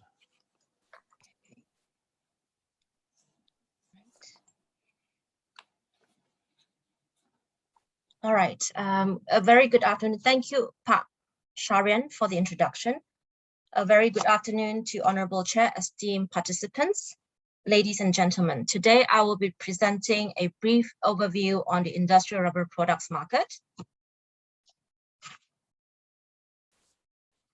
First off, I will start off with an outline what will be covered in my presentation. We will start off with the definition, the product list, the world imports, major markets, top exporters, followed by future growth and recommendations. So what do we mean what are we referring to when we use the term industrial rubber products? So for the context of this presentation, it will cover products under the industrial and general rubber goods category for both latex and dry rubber products, or the category is better known as IGRG, which I will refer to from this point onwards.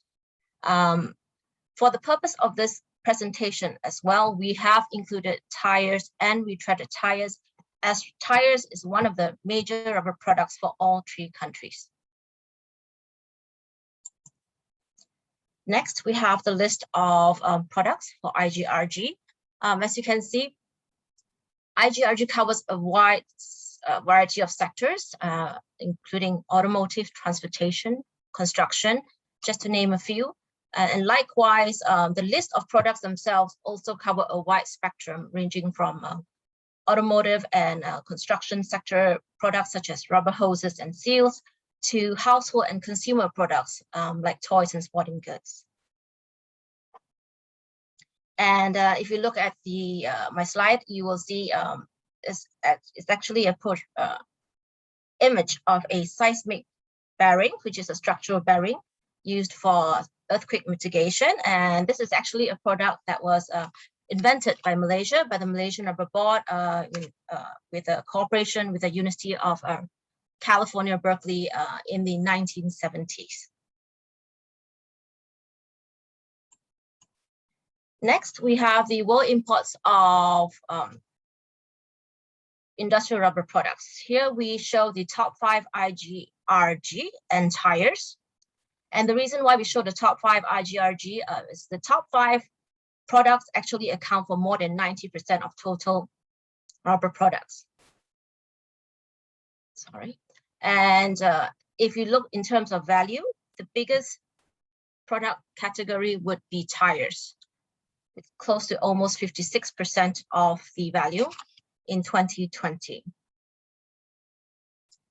And from here, you can see in 2018 to 2020, there has been a downward trend, and this is mostly attributed to the US-China trade war, which obviously has a great impact and impacted most of the global economies, which we see through the decreasing numbers for the world imports. Okay, next we have the major markets for IGRG and tires. For both IGRG and tires, the #1 market would be USA, followed by Germany. As a region, EU captures a big share of the market as well. And for IGRG, China is #3 in terms of market. But you do not see China for tires as they are a major producer of tires. Okay. Next week, we'll take a look at the top exporters. And as you can see here, China is a major exporter for both tires and IGRG, capturing about 14% of the market share for both categories. For IGRG, the second top exporter is Germany, followed by USA, Japan, and Italy. And Malaysia, Thailand, and Indonesia are still quite far behind. Thailand is at #9 with a 2.9 market share. Malaysia is at 25 with a 1% market share. And Indonesia is at 27 at a 0.7 market share. So this is definitely a product segment that we can have a opportunity to grow. For tires, Thailand is doing really well. They are ranked #2. and followed by Germany, Japan, and USA. Indonesia and Malaysia, again, we're quite far behind, with a 2.2% share for Indonesia and 0.5% share for Malaysia. And that brings us to our future growth and recommendations.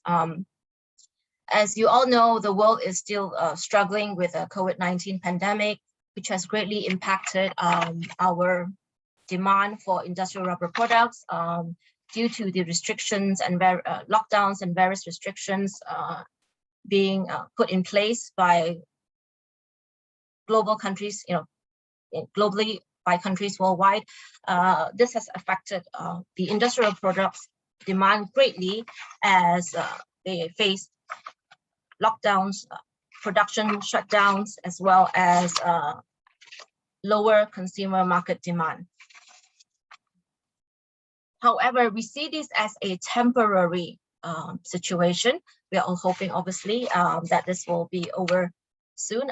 But with the ongoing vaccination programs progressing worldwide as we speak, we are hopeful that the economy will recover.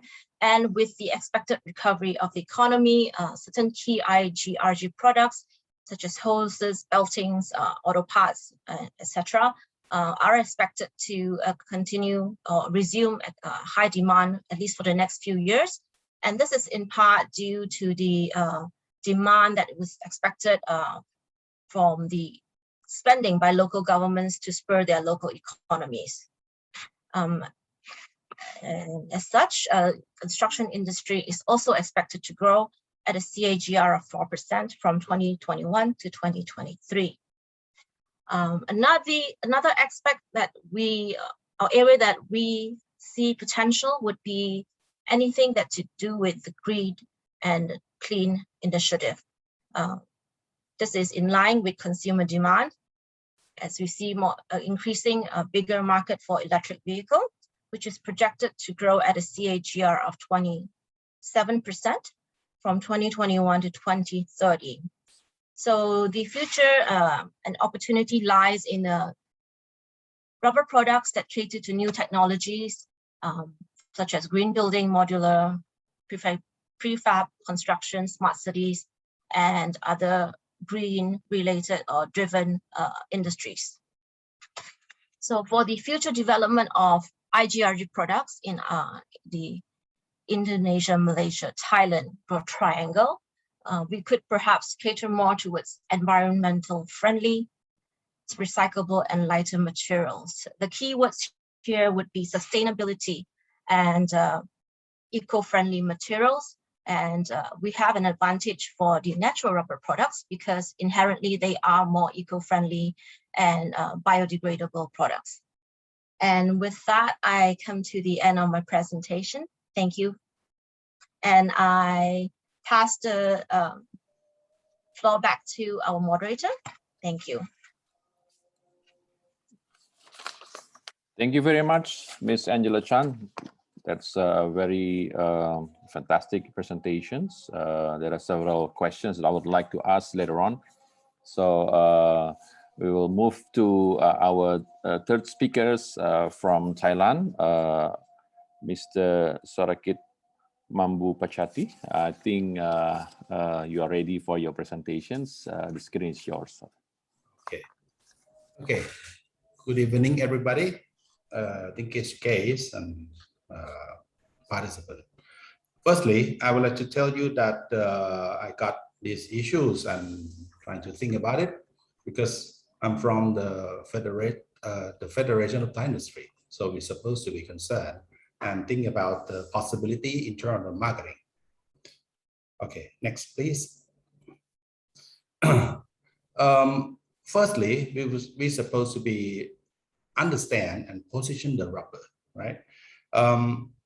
Please do understand that rubber is a natural product that we still have examples of supply and price mostly led by market demand, not to be controlled by us, who is the suppliers of natural rubbers. Next, please. So the fact of the rubber industry, the figures I'm not sure about it. We have 80% of rubber supply still be under the ASEAN countries, right? And the rubber demand have been deteriorated by artificial rubber, right? That have been leading to be fluctuated the price for more than 30 years. The third about the rubber pricings have been insisted by market demand, as I told you before, and the major and also the supplies of the products to the major consumers in specific industry still have a very limited ones. Fourth, the rubber plantations easy to come, right, to grow and participate in when the price is increasing, and also if the price is not so good, the rubber tree can be cut down to have the other kinds of plantations. 5, even the new market demand arising, right, but it still can be controlled. It cannot be controlled, right, because it's have a very big difference of quality of products around the world. 6, even we seems that we can control the supply, but we cannot own the sizable demand, right? Because you know, even if we are the major supply for the world rubber industry, but we cannot control the demand side. Next, please. 7, rubber farmers in Thailand and are mostly the small farmers, right? So they have a very small plot of land. 8, most of the rubber farmer feels that the rubber plantation is a kind of long-term investment, and daily rubber incomes from the daily return, like a bank ATM. The number 9, the price of rubber still depending on demand, and price have very high elasticity. 10, rubber tree still be a long-term investment. For producing the rubber latex and regrown, that will take time. So what can we create the value of the tree? Next, please. So about this, so now when we're looking for the situation right now, right? So it seems like the world have changed quite a lot, especially after the pandemic. Next, please. The new environment, right? It becomes to be the new agenda.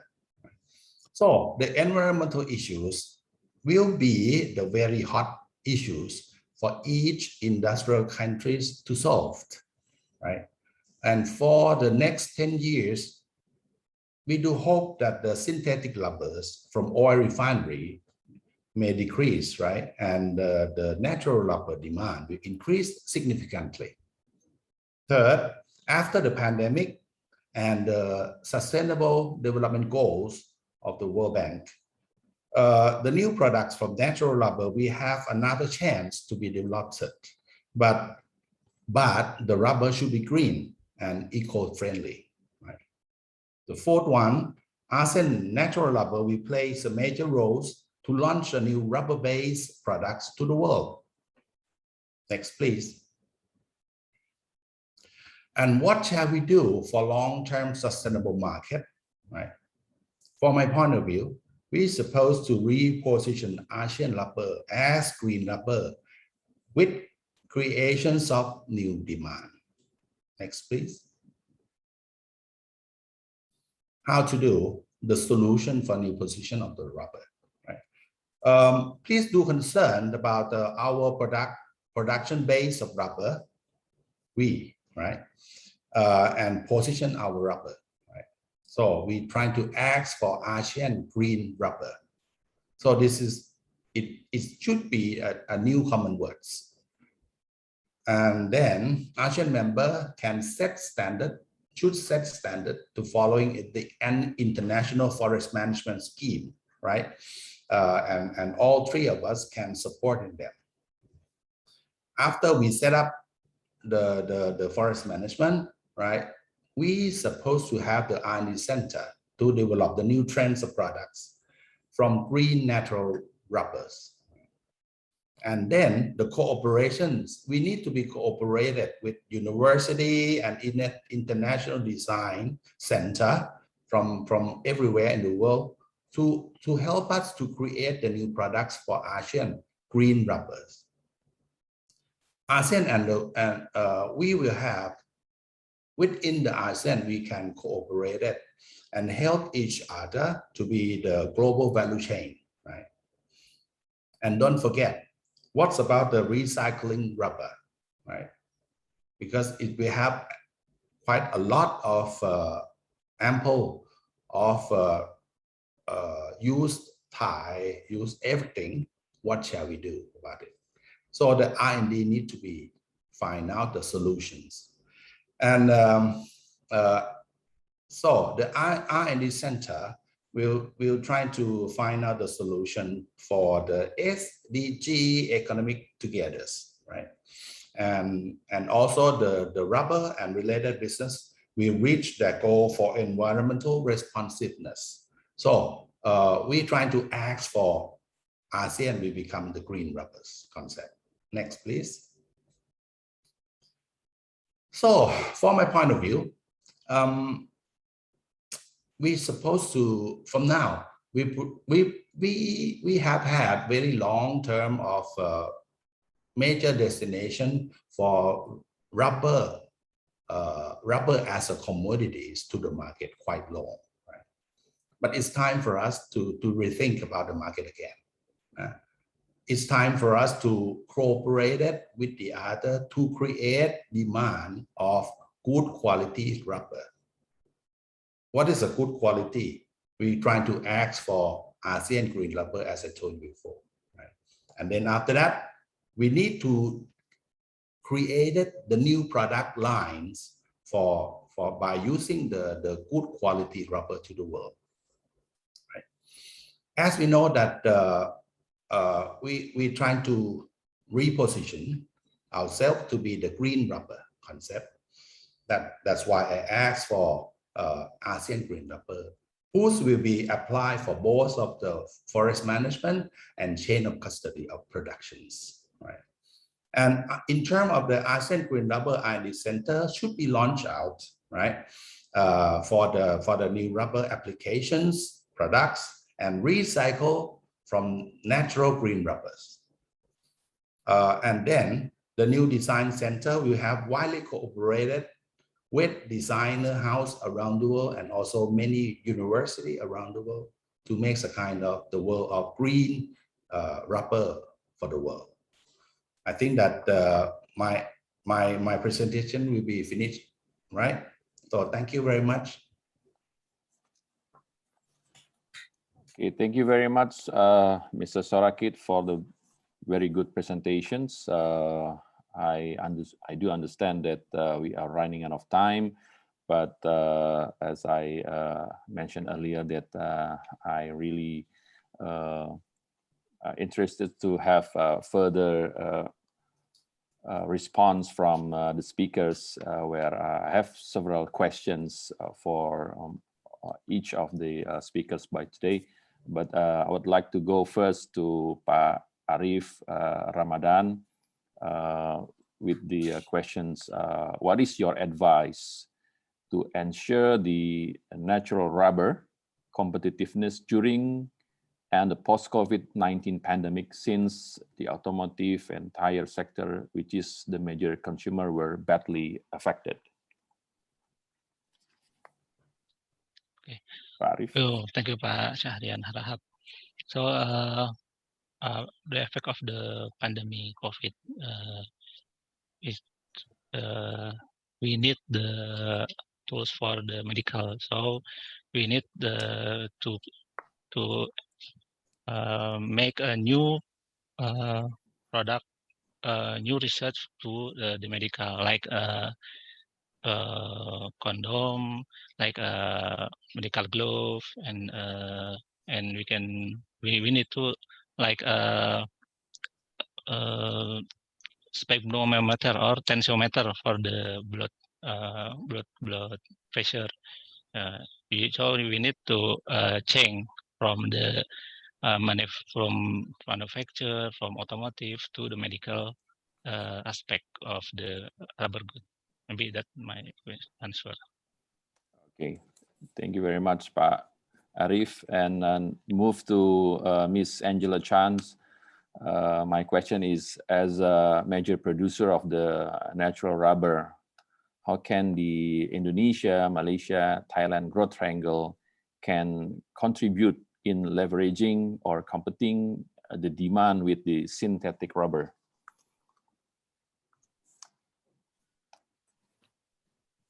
Mute first. Thanks. Yes, thank you. Okay, for that, I believe that all three countries have a very good and strong natural advantage in that all three countries are a major producer of natural rubber.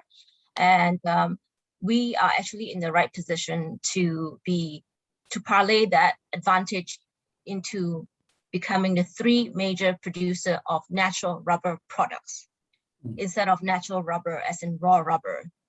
You know, in keeping with the trends and the consumer demand, the push now is for more environmental friendly, sustainable. The keywords again are recyclable, sustainable, biodegradable. All those are actually properties that come inherently with the NR as a material. So these are strong selling points that all three countries should further develop and promote as well.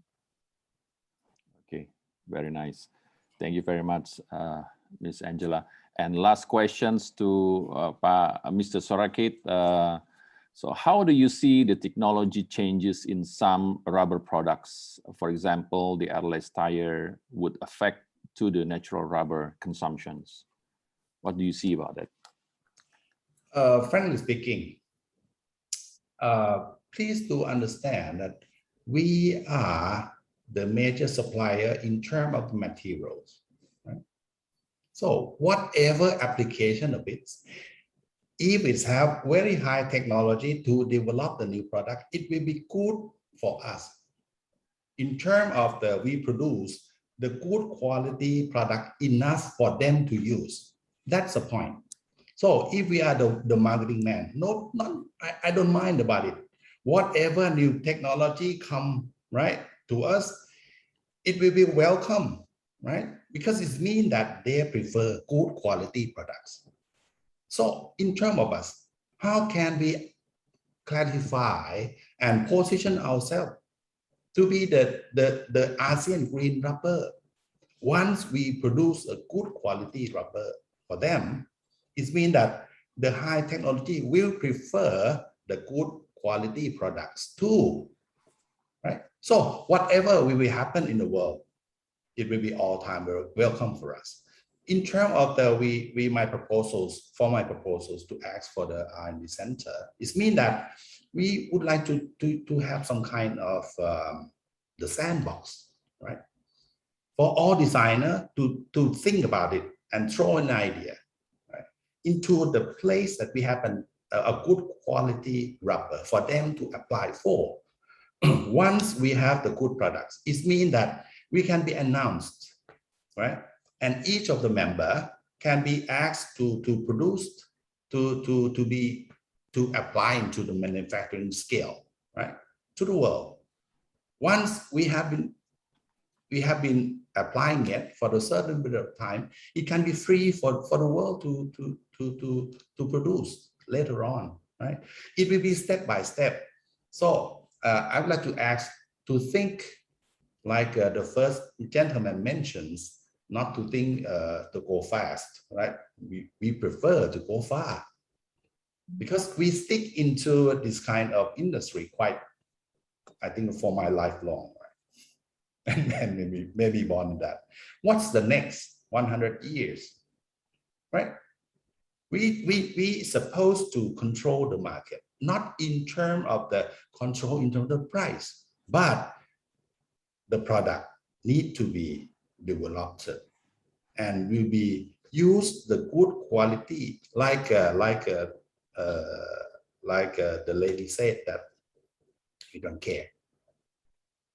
The market will ask for natural rubber, and the natural rubber is supposed to be green. That's the solution.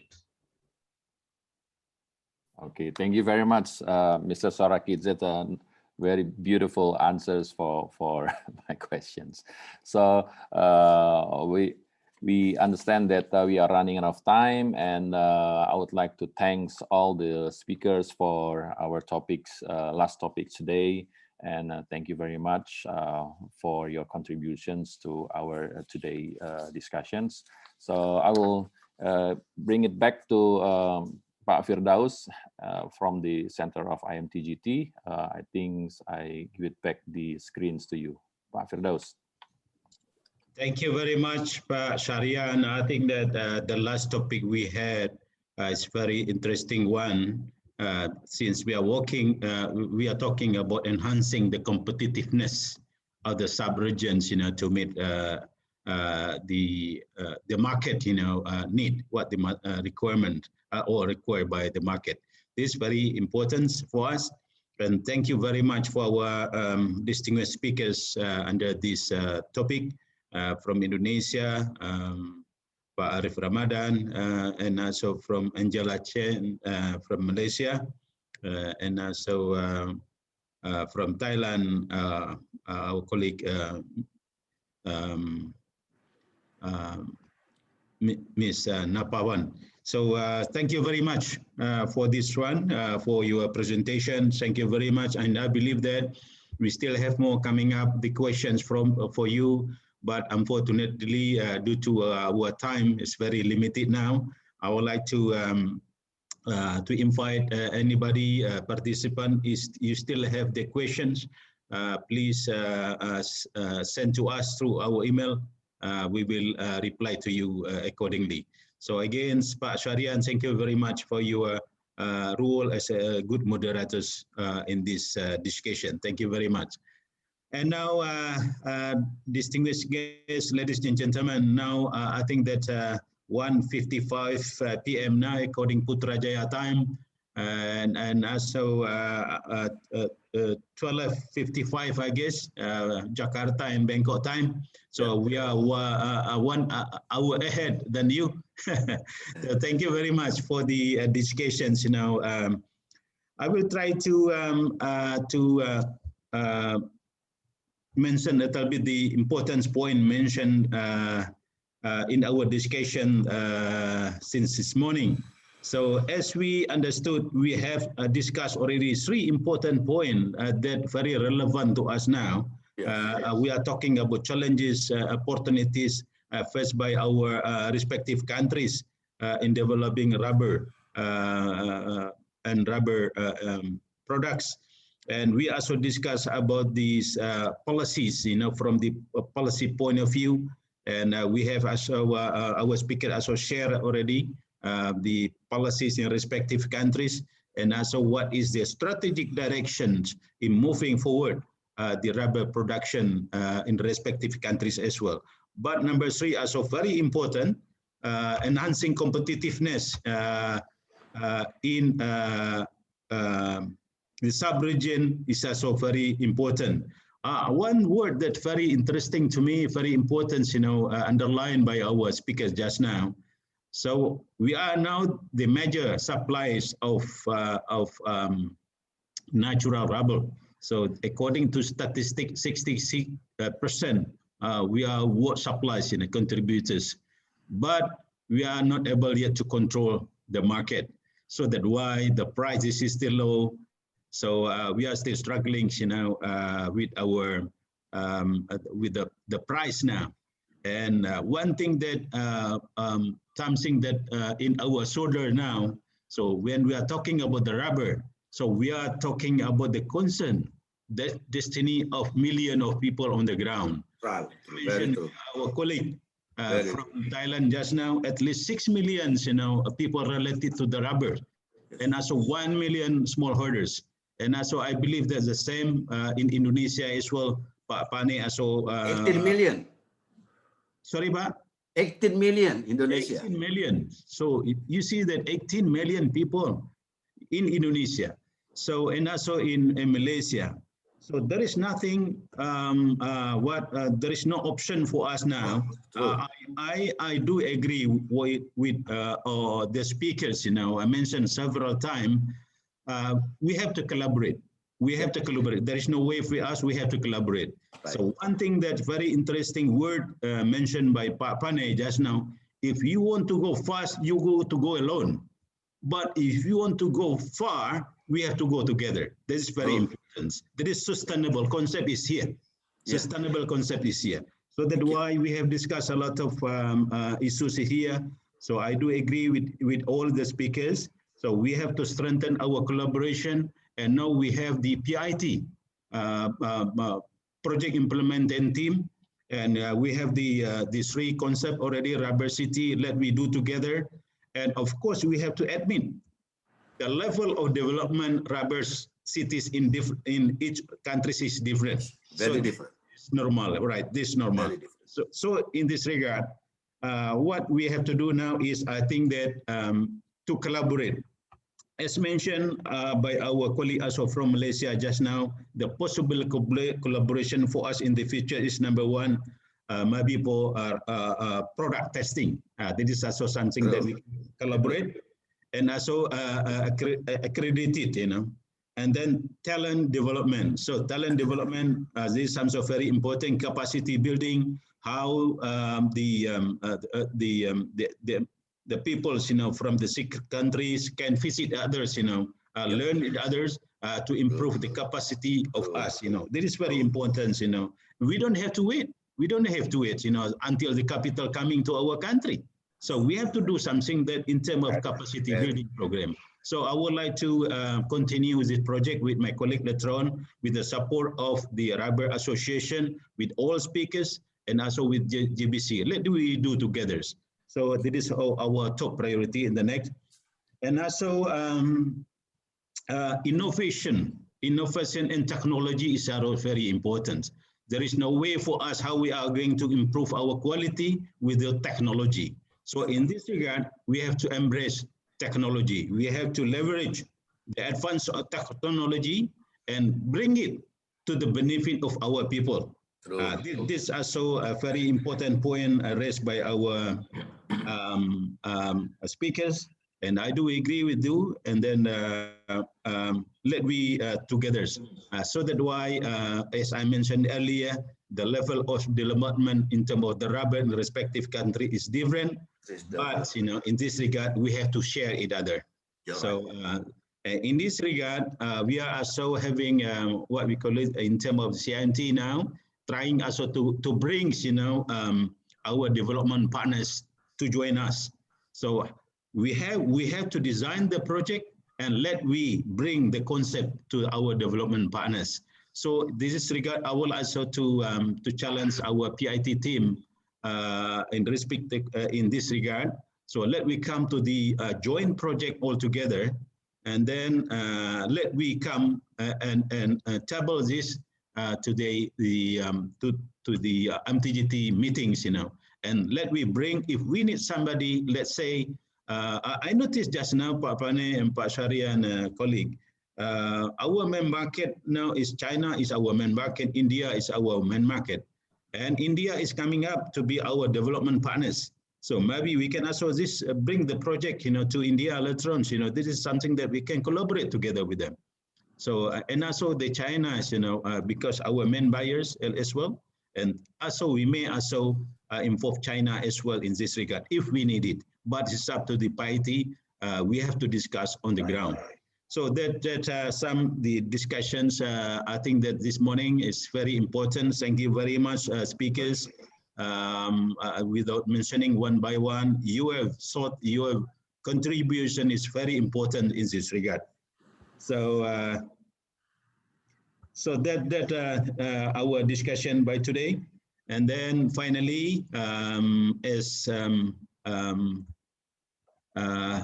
to close our meeting now, I would like to thank all our speakers and also our PIT members in respective countries who support us, from Indonesia and also from Thailand, from Malaysia as well, and also Rubber Cities institution, and also the speakers today, Rubber Association that I can mention one by one, and also representative from DBC.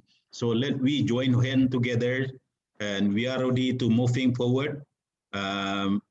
Yes, we take note our weaknesses, but there is one way we have to look in the future to improve this collaboration. So thank you very much, dear colleague, speakers. Thank you very much for this regard. I'm so sorry if we take so long time. Now we are behind schedule, and we are so sorry for this. But we notice that this is very interesting topic to be discussed. Right. So thank you very much. Have a good day. Stay safe, stay healthy. Bye-bye. Thank you. Bye-bye. Thank you very much. Thank you. Thank you, Thank you, Pak Bye. Firdaus. Thank you. Thank you. Thank you all. Bye. Thank you, everyone. Thank you everyone. Thank you. Thank you. Stay safe. Thank you. Thank you, everyone. Stay healthy. Stay healthy. Yeah. Thank you. Thank you. Thank you. Bye-bye, Pak Asis. Yeah. Bye. See you. Yeah. See you. Bye-bye. Bye. Thank you. Bye-bye.